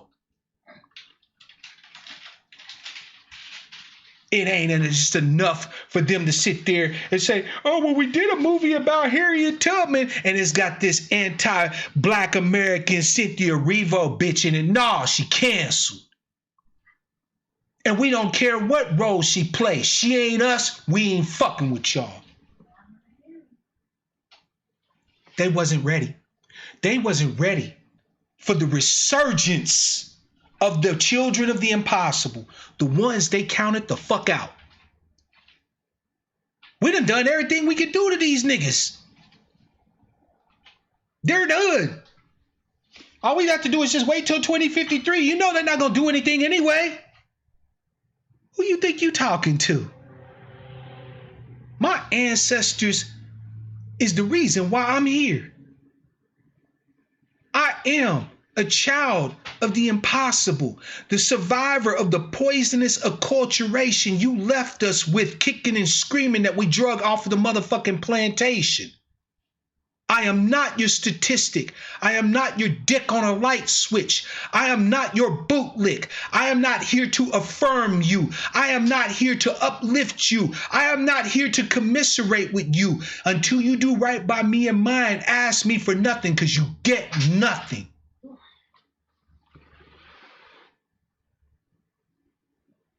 How about that energy, fam? They was banking on the fact that, oh, you know, black people, that's a captive vote. That's a captive voter block. We can just do whatever. They'll back us. They counted on their traditional sheepdogs and bootlicks like Mark Lamont Hill, Van Jones, Ed Alia. We got to sacrifice to get Donald Trump out of there. No, the fuck we don't. I didn't put Donald Trump in there. I don't owe the Democrats nothing for getting his ass out of there. Go take that shit up with Ashley and Becky Ann. You know, the 53% of them bitches that put him in there. Well, you know what we all need to do is we just all No. You don't get to tell us what we need to do. We don't need no more daddies. We got our own motherfucking people that we follow. We got our own media that we listen to. We have our own voices and our own advocacy. No more paternalism from the Democrats. Caller from 301, it's your man Mark Black. What's your name, where you calling from, and what's on your mind? Make sure you turn down your background, fam, so that the family can get good quality on the call. Hello there. Hello, Mark Black. This is Brother Elder Richard. Yes, Brother Elder Richard. How are you, sir? It is good to hear from you as always. I know you're about to bring a perspective. Go ahead, brother. The floor is yours. Well, brother, you on Friday night. You done energized me. You just got to keep on keeping with your keep on. Oh, you know, brother, I can't be stopped at this side of the grave. But today, to the Adolph family, the Foundation Black Americans, and all our brothers and sisters out here, yeah, it's time. I don't know what it's gonna take for us to realize that I call them the party of the Democrats. They don't give a damn about us. Facts. Facts. I don't. Hey, the part of the Democrats that went over to Ghana with Nancy Pelosi and stuff, and took all the officers and the pictures and stuff, and put on that show and so forth, and they just keep showing us that everything but us, everything but Adolf counts counts in America, you know. So they really shown us. Nancy Pelosi has spoken, Bernie Sanders has spoken, Joe Biden has not spoken, you know, and Pete Buttigieg and Elizabeth Warren and all of these other people that's running for the trying to get nominated and so forth. They showing us what they're saying. What does it take for us to wake up? Good When question, are we going to Brother wake Elder. up? It's time for us to wake up to realize that these people don't give a damn about us. They don't lose a night's sleep or a night worry. You know, they're not concerned about our cause or our agenda and so forth. So it's time, you know. You know, but, Brother Elder, let me ask you something real quick. I don't know, because you keep your ear to the ground, brother. Have you noticed that they already setting the narrative for 2020 for us? Have you noticed that they still are trying to blame us for 2016, right? And you also notice that they've been deflecting from our issues during this campaign, and they're also setting it up so that should there be, because I believe at this particular point, it takes a goddamn miracle for the Democrats to win the White House from Donald Trump. I don't care what you think about Donald Trump. Donald Trump is going to be reelected. Mark it. Right. I'm calling it here right now. Donald Trump is going to get a second term. Okay? It will take a fucking miracle for them to get the White House from Donald Trump. And I do believe that it is quite possible that they will also lose their hold on the House too as well, right?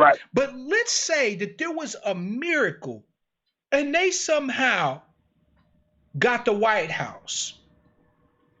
What is it that we're expecting is going to happen now with this type of legislation in the pipeline? Tell us, Brother Elder, what should we expect from the Democrats should they get this vaunted supermajority that they're pressing for?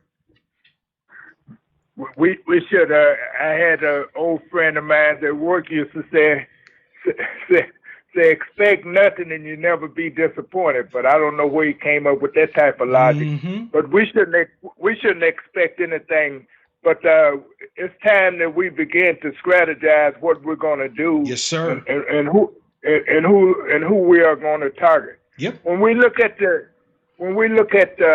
Congressional Black Caucus in the House and so forth, they up for election every 2 years. It's about time. It's only in the Senate.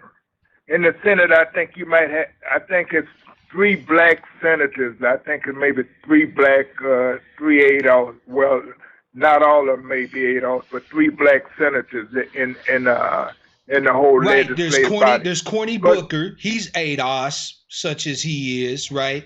There's Chameleon Harris, who of course we know is not ADOS. And who is the third? That brother down in Tim South Scott. Carolina. Tim Scott. But it's time. What I would hope, what I would pray that ADOS would do during this primary, all ADOS and Foundation Black Americans, do go to the polls and vote. But when you go to the polls and vote, you write ADOS all the way down. ADOS or either Foundation Black Americans. You write that all the way down. Don't vote for anybody else, anything. Vote on the referendums and stuff. But when it comes to as far as certain people running for office and so forth, just write ADOS and Foundation Black Americans in the primary, so we'll know how many. So we'll know what type of numbers we do have. That's the only way. You know, it hasn't been a campaign, a strong enough campaign by ADOS to try and realize what our number counts is. Absolutely. So once we can realize that we got maybe 1 million or a couple of million ADOS people that will write that down, then we can begin to strategize how we're going to put those numbers together and doing these every 2 years election. We can see how we can have an impact on putting ADOS putting people in office from the ADOS community, and so ADOS candidates that will get up there on Capitol Hill and do like that Ilion, But you know what though, brother Elder, whatever we her got a name. problem that we ain't talked about, right? Mm-hmm. Because sure, there are brothers and sisters out there, tribes people of ours, right, who are running for office, right? Shout out to Tamara, Right, Sheely, and others, right? But here's the right, problem we haven't talked about. Each one of them that are running are looking to caucus with the Democrats. They either are registered Democrats or they're looking to caucus with the Democrats. That's a motherfucking problem. Pardon my language, brother right, Elder, but you get where I'm coming from. Damn the right. Democrats. Like, we can't give the Democrats anything at this particular point. So let me ask you, in your humble opinion, right? How are we supposed to get candidates that we can support who also won't go there and get bought by the damn Democratic machine so that they start supporting, other people's policies that we know are going to hurt us? Well, it has to be something on the strategy like the Tea Party did. They're going to have to become a separate entity. They become a separate entity. Where they go in. They have to go in, because if we to have an impact, they have to be ADOS. It has to be like they have to be. We are ADOS, and that's it. We don't caucus with the Democrats. We don't caucus with the Republicans. We just strategize with whomever. We'll caucus with whomever will advocate, whomever will support some of the policy that we want. Yep. So they So have in to other be words, what you're saying, brother, is that these candidates that are currently running, that are looking to caucus with the Democrats, either need to just accept the fact that we're not going to deal with them as long as they're dealing with the Democrats, or they need to caucus, or they need to be independents. They need to let go of their party affiliations and their adherence to the party platforms, whether D or R. Right. Okay. Yes, that's what I'm saying. Yeah, but see, here in Baltimore, Elijah Cummings, and the person that filled Elijah Cummings' seat in Kwasi, whatever his name is, Kwesi in Mfume Baltimore. is a goddamn joke. Kwesi Mfume has been a long-standing corrupt-ass Democrat machine bastard who is only looking to fatten his pockets and won't do nothing for our brothers and sisters in Baltimore. But do you realize that only 14% of the people in that area voted for him? So he was elected by 14%. That's the reason I said we got to start dealing with numbers. There's no way we shouldn't have been able to get an ADOS person in there. With 14% of the people voting to put him in there, it's some kind of way. Because during the what they call the midterm election, there's not too many people that come out to vote. The numbers really go down during the midterm election. Yeah. And they're gonna have that every 2 years and so forth. So well, wait a minute, hold on a second, Brother Richard, because I believe if we start getting the numbers right, we can have an impact. But my last point I would like to make to say to all the presidents, prime ministers over in what we call sub-Saharan Africa or Black Africa, what they can do for us, if they really want to support us, they can take our cause to the UN. If they don't want to get up in the UN and advocate like we did, when Mandela was in prison, we were strong advocates for getting him out of prison. Yeah. Nobody was more stronger than ADOS. We have been when Mobutu or whomever was in the Congo, we were strong advocates of how supporting the people to get them out of power, whomever. So we have supported our African, whatever they want to call it, Pan-African people. We have supported them more than they have supported us. I'm going to tell you, Brother Elder, I think it's a great idea, the UN piece, but you know what I feel on that? I don't think that they're going to ever do that. In other words, while that's a great idea, I don't think we should count on that. Because the fact is I they have don't never say, they have never advocated it. I don't see anywhere any machinery over in sub-Saharan Africa or Western Africa or anything like that where they're even looking to get the engine going for any type of advocacy for us, whether other diasporan Africans or us here in the United States. I think it's a great idea, elder brother. Don't get me wrong. I'm not but shooting you but down, but but but I'm but saying but I don't see but that but but happening. but I just said look forward to that. I said, but if they wanted to do something for us, Right. that would be something No, that I would be get something you. but if they not willing to do that, I said fuck them too. Facts, right? I feel you, elder brother. No, I feel you. I think you were more than gracious by I don't even like using that suggesting that they language. do it. I don't You know what like I'm using saying? that language. I don't like using that language, but I don't want no suck right now. I don't want no sucking citizenship. I don't want return the year to return and none of that.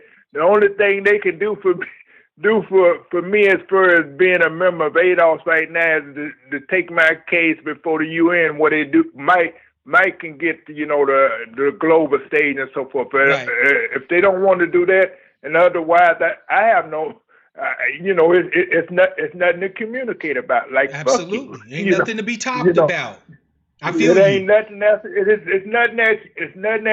It's because you don't have the wealth or the resources to really do anything else for me. So the only thing you can do for me is to not get on. Lamont Hill got the whole global stage, and he brought up the You Palestinian feel me? resident. I'm a never let him live that shit down. You got the He brought UN. up the Palestinian. He was strong. He advocated for the Palestinians. Yeah. And he got the whole world stage. I knew our ancestors like Malcolm and Martin was turning over in their graves. Right. Here you are before the UN. You got the whole world listening to you, and all you can say is the Israeli man. People like that, man. I don't know. I hear you, elder brother. Hey, brother Richard, as always, man, I thank you All as right, always my for brother. your insights, man, for your wisdom. I appreciate your support and your love as always. You know you are welcome to call in anytime, fam. Okay, but please, to all the listeners in the DMV area, ADOS are going through training sections right now. If you're interested, just go to Twitter, ADOS Twitter, and find out how you can become a active member in ADOS in the DMV area. So please, pass it on as much as you can. Oh, most definitely, brother elder. Thank you very much, man. I appreciate you. Okay, peace, my brother. Peace, brother. Fam, let me share something with you, right? I hope that my brother Ray calls in because he brought up something I would really like to talk about, right? The call-in number is 425-296-1980. That's the number, 425-296-1980, right? Let me share something with you that, you know what? Actually, I'm going to wait until Brother Ray call in because we're going to have us a conversation today, right? We're going to have us a conversation, a real conversation on this, right? But yeah, fam, I mean, look, in my opinion, Africa got enough worries to deal with. They're not focused on us, and I don't expect them to be quite honest, right? To expect any type of advocacy from Africa at this point, I think would be fooling yourself, right? They got enough shit dealing with the Chinese, dealing with the elimination of the CFR regime in Western Africa and so on and so forth. I don't think they can call it. Libya is still a fucking shambles, right? I don't think Africa could advocate for us even if they wanted to. They got enough shit to deal with. There's the ongoing kind of internecine conflict between Nigeria and South Africa. There's Senegal and South Africa and so on and so forth, right? So, yeah, 425-296-1980 is the number, Brother Ray, if you're going to call in, fam, because I really would love to have that conversation addressing the topic that you brought up. And CKD is right. They too busy trying to get their ass over here. And when they can't get their ass over here, they trying to get to Italy and so on and so forth. In South Africa. Brother Ray, is this you, man? South Africa and so on and so forth. Brother Ray, is this you? Yeah, that's me, man. What's going on? Hey, what's good, fam, man? Thank you for calling in, fam, because I'd love to have a conversation with you about the topic that you raised. So just to give a heads up to anybody who wasn't paying attention in the chat, Brother Ray said, why don't we start interacting and negotiating with the Republicans right now? And I'm paraphrasing, and I'm going to let you elaborate. So go ahead and make your point, fam. Ask your question. Okay, the question is, why not vote for Trump as a protest vote? Okay, so let's talk about that. First of all, I personally could not agree more. See, I'm of the mind, and this is just my own personal view, so please don't take it as I'm trying to tell everybody what to do or how to vote or whatever the case may be. But I think that in this particular political cycle, we're a little too late to really be pressing the Democrats on anything. They kind of already are starting to try to move the machinery for either Buttigieg or Biden. Biden got some sort of fucking cognitive issues going on. So it looks like that they've got Buttigieg as the backup, right? Anybody but Bernie. Even though I think it's likely that Bernie may actually be able to snatch the nomination from Buttigieg, right? But with that said, I think we're a little too late to influence that. So how else are we going to press home that we're through fucking with them, right? That we're through trying to talk nice, trying to negotiate this, that, and the third, other than a protest vote, right? And for those of you who are unclear what a protest vote is just that. We are not looking necessarily, even though I think that we should be working also to get advocacy, because Ray, we're going to talk about that too, fam. But we're not looking to necessarily press home any advocacy. This is just us spitting in the Democrats' face for another 4 years, right? I couldn't agree more. I think that is definitely a viable option. Now, Ray, let me ask you a question. Why aren't we already in the process of trying to open up a route of communication with Donald J. Trump in the Oval Office for our advocacy, period? There are some conservative blacks who are doing that right now. And I think what the internet, the black YouTube and social media sphere has done is open up the possibilities of other informed people coming together to discuss this. So we can reach out to, we really need to deny these Democrats any real power. They want to open borders, immigration to flood the U.S. and further harm black employment and opportunities. I mean, California is the model that they have used, and California has gone to hell in a handbasket. Yep. So, yeah. You know what, Ray, I'm going to tell you something that you probably already understand, but for those of us who don't agree, check this out. Didn't the Democrats, by the introduction of this legislation right here, give us one of the greatest tools and weapons we can use with advocacy with our Republican fellow citizens? Fam, I can't speak for you, but if we walk up to a group of Republicans with this legislation and we start telling them, sorry, y'all, Miss Denny, I think just burned herself. You okay, Jen? I'm fine. All right. If we start walking up to Republicans with this legislation, fam, and we start talking about it, not from anything but our own self-interest, right? Because one of the things that Republicans do tend to understand is people operating in their self-interest.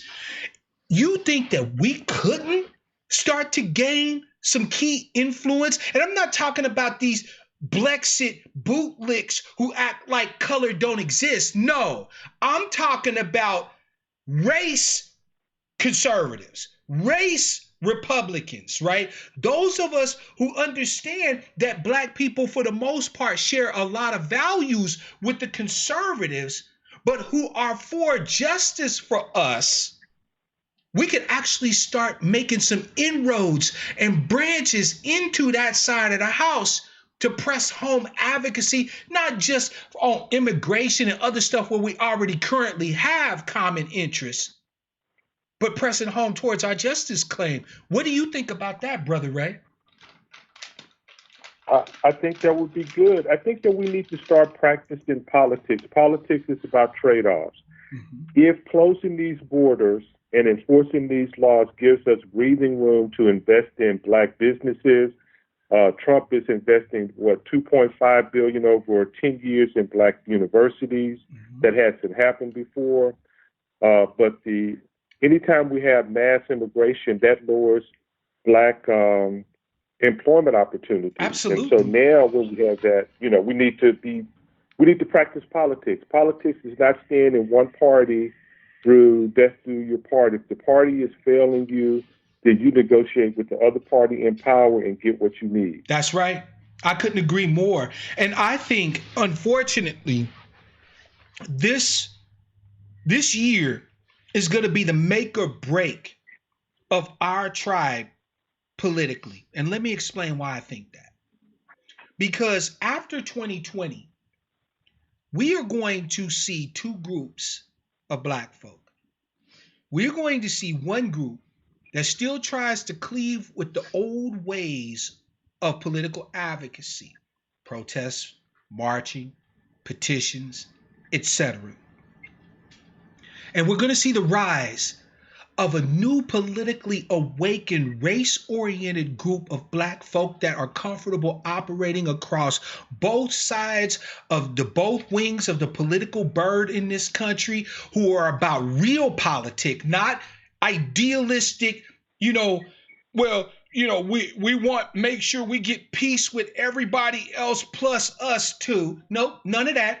On some real politics shit, who are going to look to do one thing, to get shit done. And I say unfortunately because those people who operate in the real politics sphere, right, who are not looking to do idealist politics, who are looking to do race-based, real policy and advocacy positioning, funding, and so on and so forth, the first folk that we're going to actually have to have combat with are the ones who are the former idealists, the bootlicks, the ones who've been using our pain to profit from both the so-called liberals and the so-called conservatives and so on. And I don't think that we have had that conversation. I don't think we've had it enough. I hopefully with us, the Angry Black Sheep, have started to really truly open up the dialogue for that conversation, because unfortunately that is going to fucking happen. We are going to have essentially an internecine evolutionary shift in political advocacy between the old way of doing things and this new way that we're talking about, that we're having these discussions here on Black Outcast Media Broadcasting about. Go ahead, Brother Ray. I want you to continue to elaborate your point, fam. Tell me what you think. I think we're coming in online on that, and I'll say that that's sophisticated politics, where you can look at a group of strategies and different views and values, and you go for what works for you. Mm-hmm. Right now, they have shown that they want Hispanic immigrants. They're displacing Blacks in a lot of areas.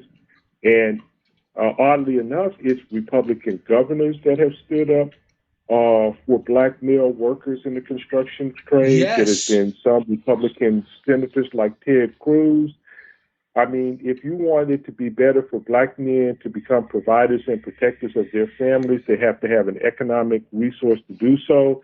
Then you've got to close these borders and enforce these immigration laws and allow Black people to breathe, because we're not responsible for the problems of the world. We don't believe in those conspiracy theories. We have to take care of our own family first. Facts. And that's what we've got to do. Facts. Thank you so much, Brother Ray. I could not have said it better, man. And I hope that you and I have had an opportunity to do the topic some justice, because let's face facts, fam. this current, for lack of a better way to say it, obsession with the Democrats is not serving us in any good stead whatsoever. I mean, it's just not.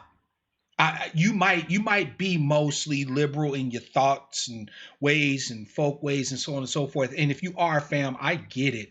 But man, there's got to be a different way than engaging with these Democratic oligarchs who are looking to position everybody in a place of primacy except for us.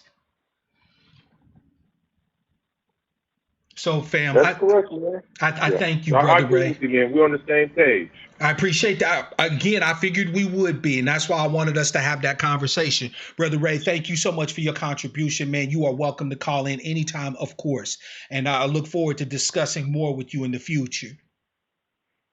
All right, then. Good talking to you, Black Outcast Media, Mark, and take care, man. I will, brother, and you do the same. Thank you. Fam, there it is. There it is, fam. We can, look, evolution doesn't care about our fitness. Evolution just says get fit, right? Our environment politically has changed. It ain't no more that we can afford to be, LBJ Democrats, where if they throw us a bone, niggas will vote for them for the next 100 years. We can't afford that. We cannot afford that when we have Filipinos and Asians taking over the healthcare system, when we have Latinos dominating in the trades, in the construction fields, when we've got Africans and shit in medicine and so on and so forth. We can't afford anymore to be that. Hey, caller, I didn't get your number, but it's your man, Mark Black. What's your name? Where you calling from? And what's on your mind? Hey, what's going on, Mark Black? This is your brother CKD, man. CKD, what's good, fam? Long time no. Wait, I haven't had a call with you in a minute. What's good, fam? Man. You know, man, working as usual, man. Right. Like I said, I get in on the podcast when I can, man. Right. This was a good topic. This is a good topic right here, man. Thank you, brother. This is fire I appreciate right here. it. Fam, the floor is yours, man. What's on your mind? Yeah, man, like I just want to touch on what the brother was talking about, man. You remember, like, I think the last conversation I had with you, I was telling you, I said, I'm far from a coon, but I don't support nothing that the Democrats are running on right now. Yeah. It's just total, like, the disrespect, man, is just out of control, and I can't understand why we don't see it. And like you said, there's nothing wrong with talking to the Republican Party. It's a two-party system. Why did you think Trump ran as a Republican? Because he cannot get nominated as an independent due to the two-party system. It's impossible. You know what else, too? He used to be a Democrat, remember? Exactly. Back in the 80s and 90s, Trump was a Democrat.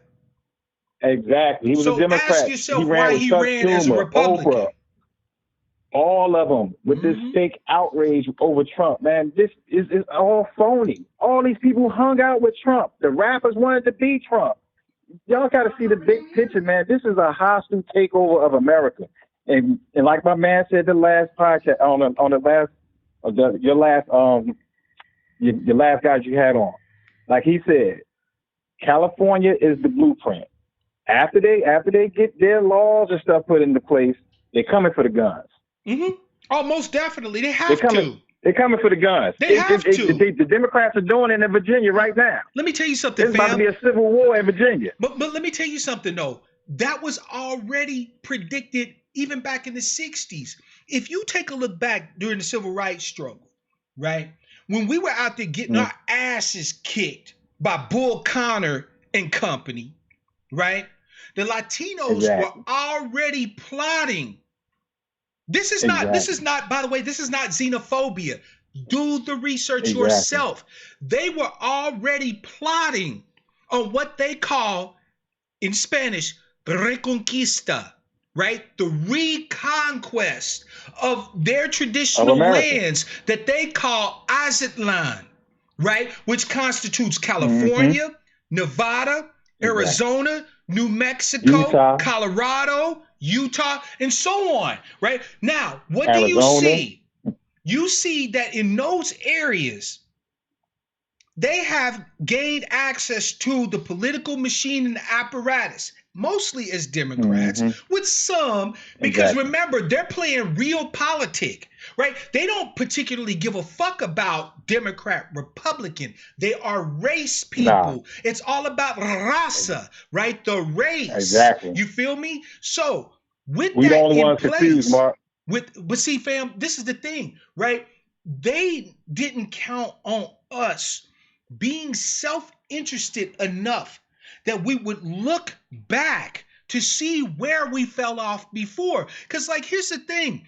It is not disrespect to our ancestors to look at how they maneuvered back in the day, like, say, during the civil rights era, and critique it. Not with the sense of diminishing what they did, right? But with a real politic sense of critique, which means that we would analyze what was done, what was said, not just by us, but by every interested party involved in our effort, which includes whites and, at that time, Hispanics. They weren't calling themselves Latinos because they had even broken themselves up into different groups. You had Chicanos, right? You had South Americans and so on and so forth. And their numbers were so small at that point that they just, boom. You see what I'm saying? So it was about La Raza, the Hispanic race, right? Yeah, exactly. So here's the thing to note. That what we're seeing happen in California falls right in line with Reconquista, because they had to get us, meaning black and white, because America, ever since its advent, has been black and white. Nobody else matters. Look, family, no, white folks don't give a fuck about Asians, especially now that Asians are basically honorary white pets. Nobody, not disrespect to Asians who might be watching, but y'all are basically pets to white folks, right? They know they got you, so they're not worried about you, right? And the Hispanics, we the only ones that's worrying about everybody else but ourselves. Exactly, but the can't get over Hispanics this. Are just now getting into some numbers where they can make some moves. It's taken them some decades to do it, but they have just now gotten to the place where they can make some moves. Forever since the advent of America, America has been two things, white and black. So what the Latinos have done is they have found a way, using the two-party apparatus, to have whites and blacks at each other's throat. And who is it that reaps the spoils? La Raza. Exactly. That's why I told people that the Democrat Party is in bed with the these Latino governments. That's facts. That's facts. They're in bed with with these governments, man, because it's obvious. Like I told people, you have to ask yourself, who are they working for? They look at the policies they're pushing. But everybody's up in arms with Trump because Trump is the only man that's in the way that's stopping them from pushing the crap they want to push on us in this country. Facts. That's I mean, you can He's hate the only that. one that's in the way. You can hate that. You can hate it until the cows come home, but you cannot take away from the fact that he's the only motherfucking one. And you know what? Here's the thing, right? Now everybody wants to talk about pandering. Can I, brother, with your permission, because I know the call is yours, but can I take it aside with you for a second? Everybody wants to talk about pandering, right? Like when Tom Steyer in the last debate mentioned the R word strongly, by the way, right? Shout out to him for that. He brought up reparations. Now, I'm going to be honest with you. Personally, even if Tom Steyer got butt ass naked, ran up and down Pennsylvania Avenue shouting reparations until he went hoarse, I don't trust no motherfucking Democrat at this point. So I'm not certain I would give him my vote any motherfucking way, right? But I look at him just the way I look at Bloomberg. I do have to give props where it's due. He brought it up, right? And he brought it up strong, okay? Now, that having been said, immediately after the broadcast of the Democratic debates, all of America talked about Tom Steyer trying to buy the black vote. They said that Tom Steyer is pandering to black people and trying to buy the black vote. I want you all to pay attention, fam, at who it was that immediately jumped up and said to America, the black vote is not for sale, because those are the motherfuckers who figuratively, whose throats we got to slit in order to move forward. Exactly. And you also know saying that bought the black vote, the AOC saying that Trump bought the black vote because they see they can't win. Like somebody just posted on your comment, they said they see the Democrats taking the Senate. Democrats cannot win worldwide unless they have the black vote, period. Facts. Black people are fleeing. They're fleeing the Democrat Party. Why do you think they're trying to import all these people here? They're fleeing. They see the numbers. Trump is, like I told people, you ain't got to like Trump. You ain't got to like him. You ain't got to like him. But the policies is where we should be at. You want to see all this shit stop? Look, let me tell you something. If I can get into the Oval Office, fam, and Trump signs an executive order establishing a commission to address our justice claim, Trump could spit in my face and call me a nigga at the exact moment he signed that. And I'm going to take out my handkerchief, wipe off my face, and say, thank you, Mr. President. I'll see you at the next election. But like you said, we got to get me. And like I said, we want to stop all this and deliver the death blow to these damn Democrats. I say, like I already told you, Mark, I don't care what nobody say. I'm voting down public. I'm voting down ballot Republican. Yeah, I already know where you at, fam. And trust me, I'm already where. Even though there's a lot of brothers and sisters that won't say it, CKD, I'm gonna lay you 10 to 1 that there's a lot of brothers and sisters that's considering doing the same thing. I know there's a lot of folk out there who still don't want to tell other black people that, I'm not really with letting people use the bathroom with my daughters and shit that still got dicks. And exactly, man. What the Democrats are pushing is insanity, Mark. It's like, how in the hell can we go into the ballot box and pull a lever for the Democrat Party? Yeah. You got to be, you need your head examined. You got to go see a psychiatrist. If you don't know what's going I want to put you on this brother, Mark. His name, Derek Grayson. He's running for a congressman. I think he's running for a Senate seat in Georgia. Mm-hmm. He got these two things that's explaining the Civil War, on how the Democrats worked out a plan with the racists, with the Republicans worked out a plan. They said, if you pull these troops out of the South and let us put our foots back in these Negroes' ass, y'all can have the Electoral College. Now the Electoral College is not working in their favor. Mm-hmm. Now they want to get rid of it. Yep. Because they want to go back to what they was doing. Yep. That's when the Klan. We had representation in government under the Republicans. Yep. We had that. We was in the House of Congress. Now here's one thing. Here's one thing to note. Started the lynching. Here's one thing to note, though, CKD. Don't get it fucking twisted. Even if we engage the conservatives, we got to engage them as race people.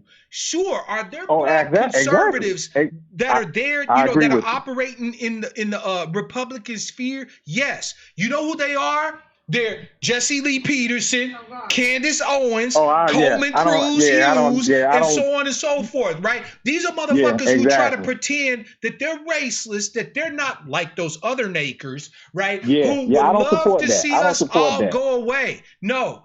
If we're going to do this, we have to first learn the language of conservatism, right? Meaning that they have an ideology that we have to learn how to engage. We can't just be like, conservatives are stupid. They don't know shit. No, you need to be able to engage their rhetoric, their argument points. You can have conservative principles and be for your people. See, I'm not that one that says, that racism don't exist and all that. No, I'm heck no. I don't believe, like the Candace Owen crowd, I'm not with that. I'm not with that because she's on that, there's no racism and all that, which is bullshit. Yep. All that shit still exists. But my principles and what I believe in is more conservative. I don't think like a liberal. I don't support none of that. Yep. None of that crap.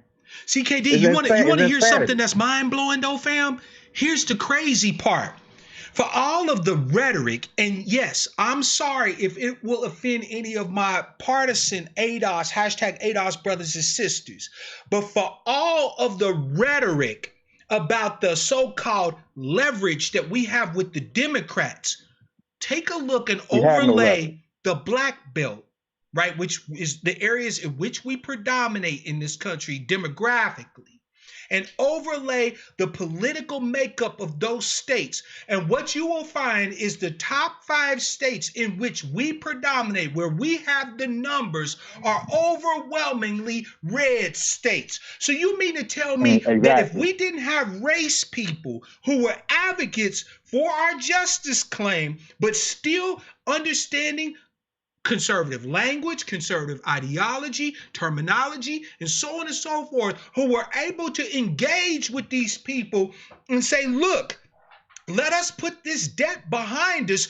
so we can protect our nation from all comers, foreign and domestic, and work with them in the states where we already predominate and where they politically have the machinery. You think we couldn't get shit done? Come on, Did you think about it, Mark? Just think about it. In Alabama, who put that guy Doug Jones in office? It was black women. It was the black people that put him in office. It was black men specifically. Yep. In Georgia, the guy who got elected as governor of Georgia over Abrams' ass, who, by the way, is a backstabbing ass bitch for supporting this bootlick pastor over our sister Tamara Shealy, who got our name in our mouth, in her mouth, right? Exactly. She goes, Sandra Abrams, or what's her name? Stacey Abrams. Stacey Abrams gets betrayed by the motherfucking Democrats. She signs on board near attendance group, and all that money that's coming from like the Clintonites and all this other shit. Now she's back in the play of this bootlick pastor when Tamara Shealy has been running for office, having our name in her mouth. And she could have issued a blanket endorsement of that sister, but instead embraced the motherfucker who would maintain the Democratic Party machine. It was black men who voted for the Republican candidate for governor. And she is doing that because she won't let us live it down. She knows who delivered the numbers for him, and it's eating her ass up. And that's what I'm saying, Mark. It's like I was saying a while back. We have a problem, like you said, we have to be race people first and foremost. Like I said, you have Hispanics, Asians that's conservative, Latinos that's conservative, but we the only ones that call our race of people coons, because if they don't think like a liberal and believe in their policies, without even getting to know the person, you automatically assume they're a coon without even talking to them. Without even talking to them, fam. And you know what's laughable? Like I told people, you want to call, what's the girls, Diamond and Silk coons. I said, see, that's the problem with us. I'm like, they don't control resources. They don't have no power. I said, that's just their opinion. Oh, but you know what, though? Hold up a second. You notice how quiet, though, all of them was when Diamond and Silk was able to go sit in front of Steve King and get legislation. And he's the most racist motherfucking Republican in the whole damn Congress. Exactly. When nobody says shit. Exactly when right. Diamond Steve King goes hard. When Diamond and Silk was able to get Steve King, fam, to put this into perspective, if you want to talk about racist Republicans, Steve King makes Strom Thurmond look like a motherfucking liberal. Exactly. Okay? And Diamond and Silk was able to get in front of Steve King and get legislation sponsored. You can say whatever the hell you want about Diamond and Silk. You can say they master trolls, working the conservative side to get the bag or whatever. Or they may be true believers. It don't matter. But they got in the room. They got in the room, Mark. Right. When two sisters who were nobody before Donald Trump run for office are able to get in front of politicians who are dyed-in-the-wool white supremacists and get legislation passed, you need to be asking yourself some hard motherfucking questions. That's right. And like I told what's name, I said, you know why I can't call? I said, I never heard Diamond and Silk get on and talk about they're not for their people. I never heard them say racism don't exist or talk like in that crazy, like how, like Candace Owens. She goes hard with that. I don't support that shit. Yep. But like I said, we have to be race people, man. Like you said, there's nothing wrong with getting in the room and talking to these people. Why do we feel like we can't talk to conservatives? I don't understand it. I know why. Because the Democrats told us, boo, conservatives bad, boo. right? They've been running the boo game on us for the last 50 some odd years. And now, you know the new talking point now? We're racist. We're the xenophobes. We're the racists because we ain't supporting that bullshit. But you know what, though? What's funny is that there was a movement in the early 20th century called the populist movement that actually had a really good chance of bringing white folks and black folks together politically. It was so motherfucking powerful that the Democrats had to kill the populist movement by throwing bones at the white poor populace, giving them access to unions and stuff like that so that they would break away from us to get their bag. If they hadn't done that, to this day, the Democrats would be a non-issue. Now, here's the thing to note, right? ADOS News, North Carolina ADOS News, welcome to the broadcast, said, what's those hard questions? Well, here's some hard questions to ask. How is it that whenever we have somebody who claims to be from our tribe, our lineage in the room, everybody can get specific, tangible, material advocacy and support for their interests, and we don't? Here's another hard question. How is it that every 4 years or every 2 years, everybody else's political capital can actually gain them something? In other words, they don't have to face accusations of selling their votes or being pandered to. Everybody can get what they want without having to deal with any of that. But when we exercise our political capital, we're told that we have to sacrifice our political capital for the environment, for the climate, for the immigrant babies at the border, and so on and so forth, right? Those are hard-ass questions that it seems like so-called liberal black folks don't want to answer. But like I said, Mark, where like I said on you, I said, where was our legislation when we was getting shot down like dogs under the Obama administration? And just a minute, where's our legislation? We're gonna have to fight for it. We're freaking citizens. Here they're representing people that don't even belong in the country. Let me tell you something, crazy. fam. North Carolina ADOS News said those things aren't hard to answer, hard to do. Yes. I find that a little bit off. And let me explain to you why, ADOS News. Because I just watched the president who was supposed to be the biggest motherfucking racist elected to the office since Woodrow Wilson, if you let some people tell it, sign off an executive order granting funds, access, resources, and so on and so forth to Asian and Pacific Islander business people. So explain to me then how it's so hard to get there in front of Donald Trump and advocate for something like that for us when 3% of the population is able to get that done and without nary a whisper. Exactly. Explain that to me.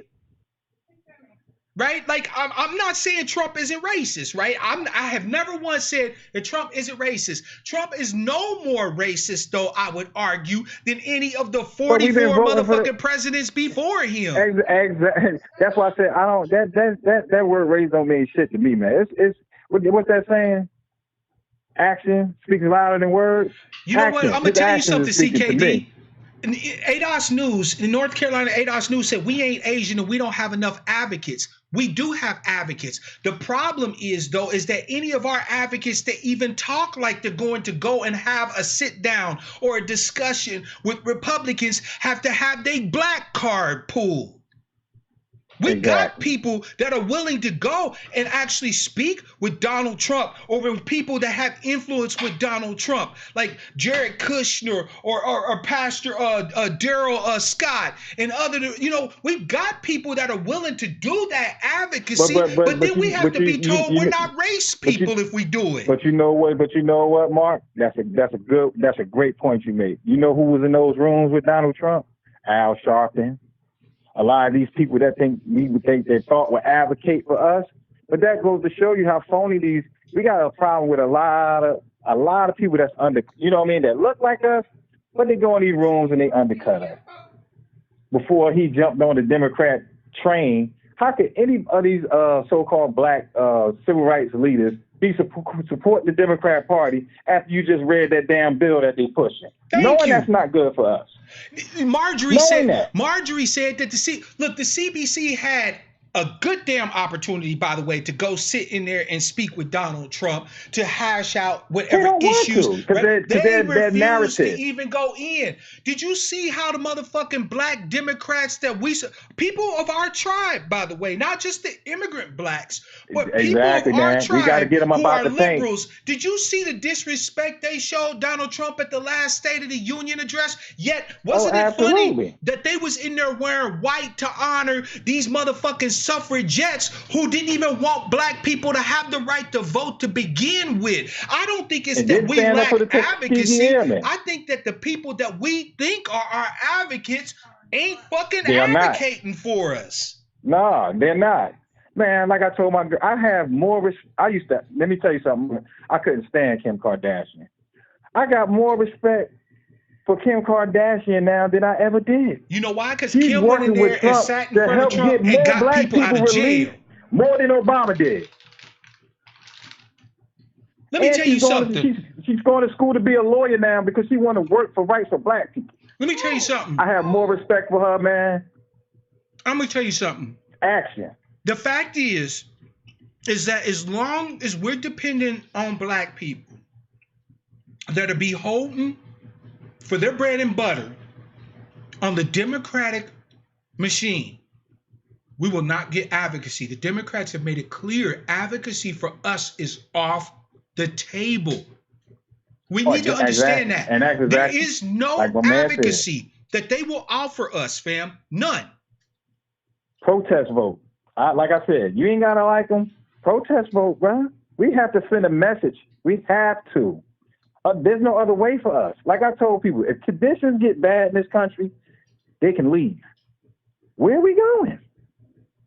That's facts, CKD. You know what? If nothing else, because I'm gonna start to wrap this up here pretty soon, fam. I want to get some dinner in me. But if nothing else, we as black people need to be advocates for ourselves in a way that nobody else has to be, for one reason and one reason only. If white folks woke up tomorrow and lost their motherfucking minds and went on a killing spree of anything that had melanin more than a drop, Latinos could go to fuck home. Asians could go to fuck home. Indians could go to fuck home. Even the natives could be able to wall up their reservations and have a chance to fight. The only folk that would be left to bear the brunt of it all is us. If that don't energize you, because this is home. You understand? For everybody else, it's a pit stop. Yeah, it's a place where you can get the bag, but after you get the bag, you can go back. You see what I'm saying? Let me tell you something. This is home. This is home for us. So we got nowhere to run. So if you can't run, right, you can't hide, and who you think has been advocating for you has been doing nothing more than just running a boo game on you for decades.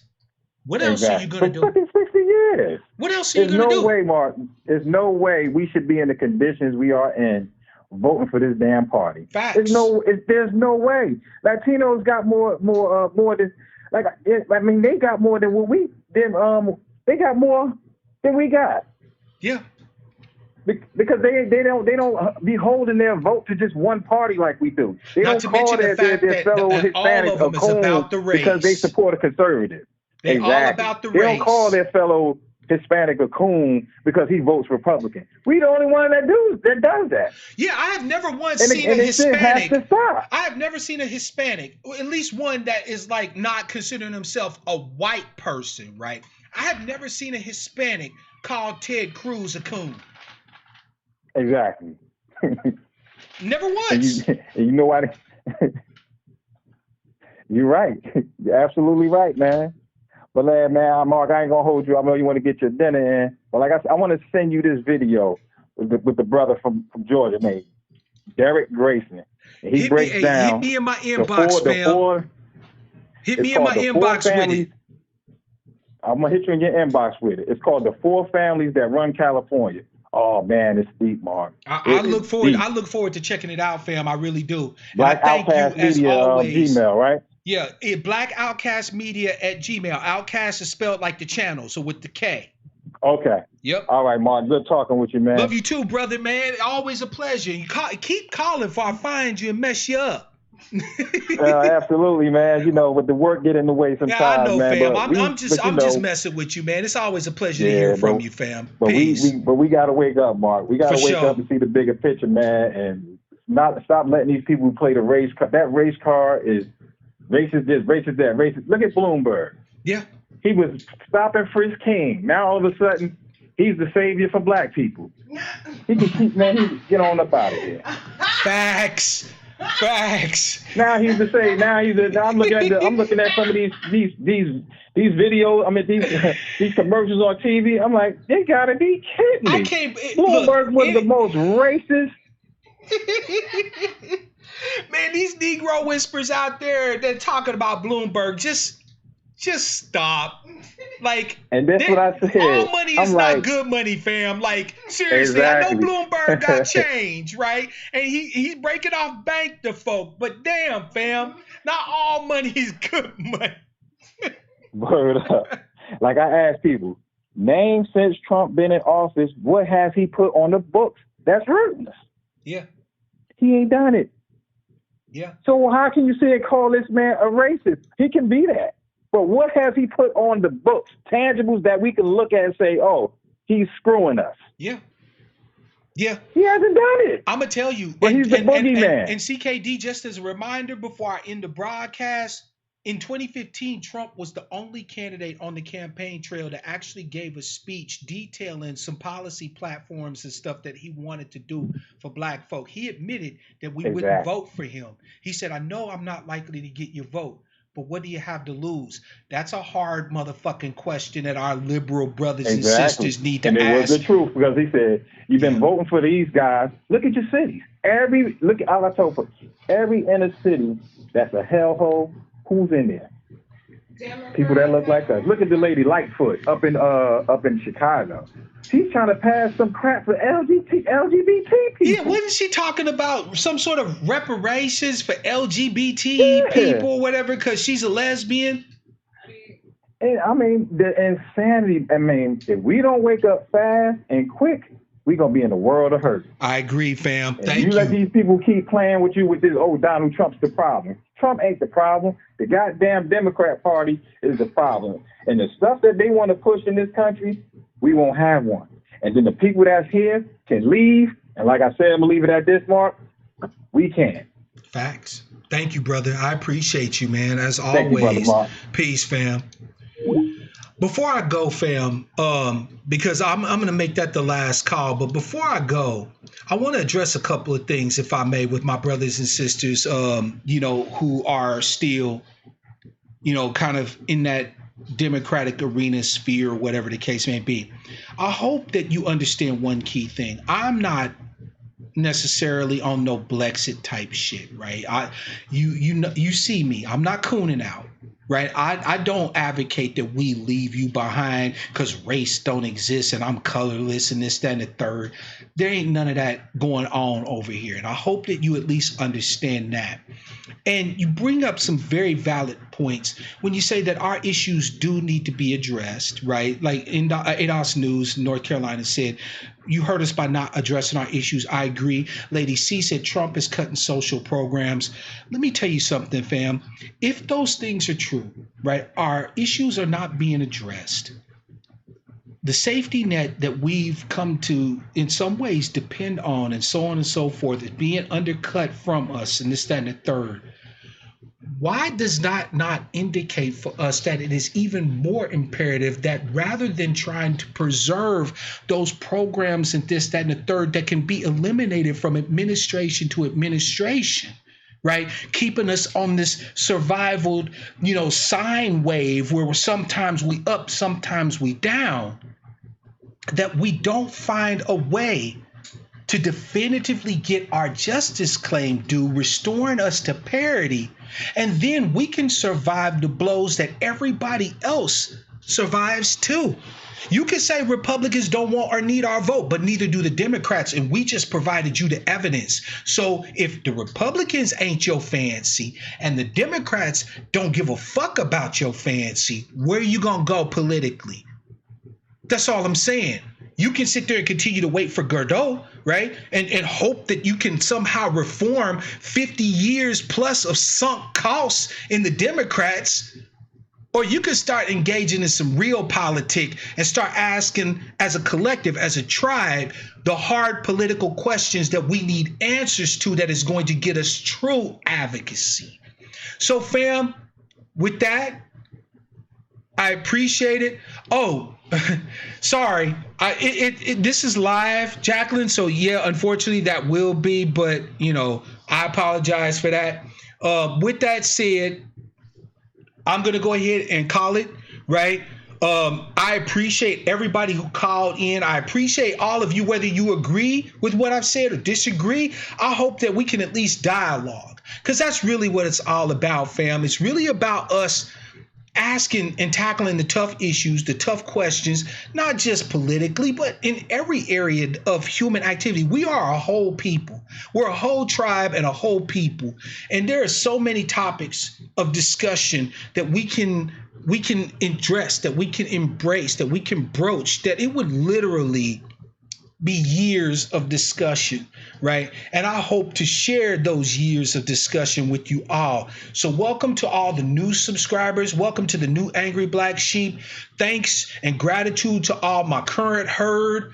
If you haven't done so already, hit the thumbs, whether it's the like or the hater button, it don't matter. You don't have to agree 100% with your man, Mark Black. Just show that you were here, right? Check off the tick mark to let me know that you were here, right? If you think that what I had to offer tonight was salient and worth supporting, there's links in the description field of every video to be able to provide material support. Thank you to Sister Taj. Thank you to Miss Denny. Thank you to Sister Toolbox. Thank you to Brother Big Poke Dog for the super chats and the whole 9 yards. And so, fam, with that in mind, I'm going to leave you as always with my love and with wishes for us to have love, peace, prosperity, and power, real power to our people.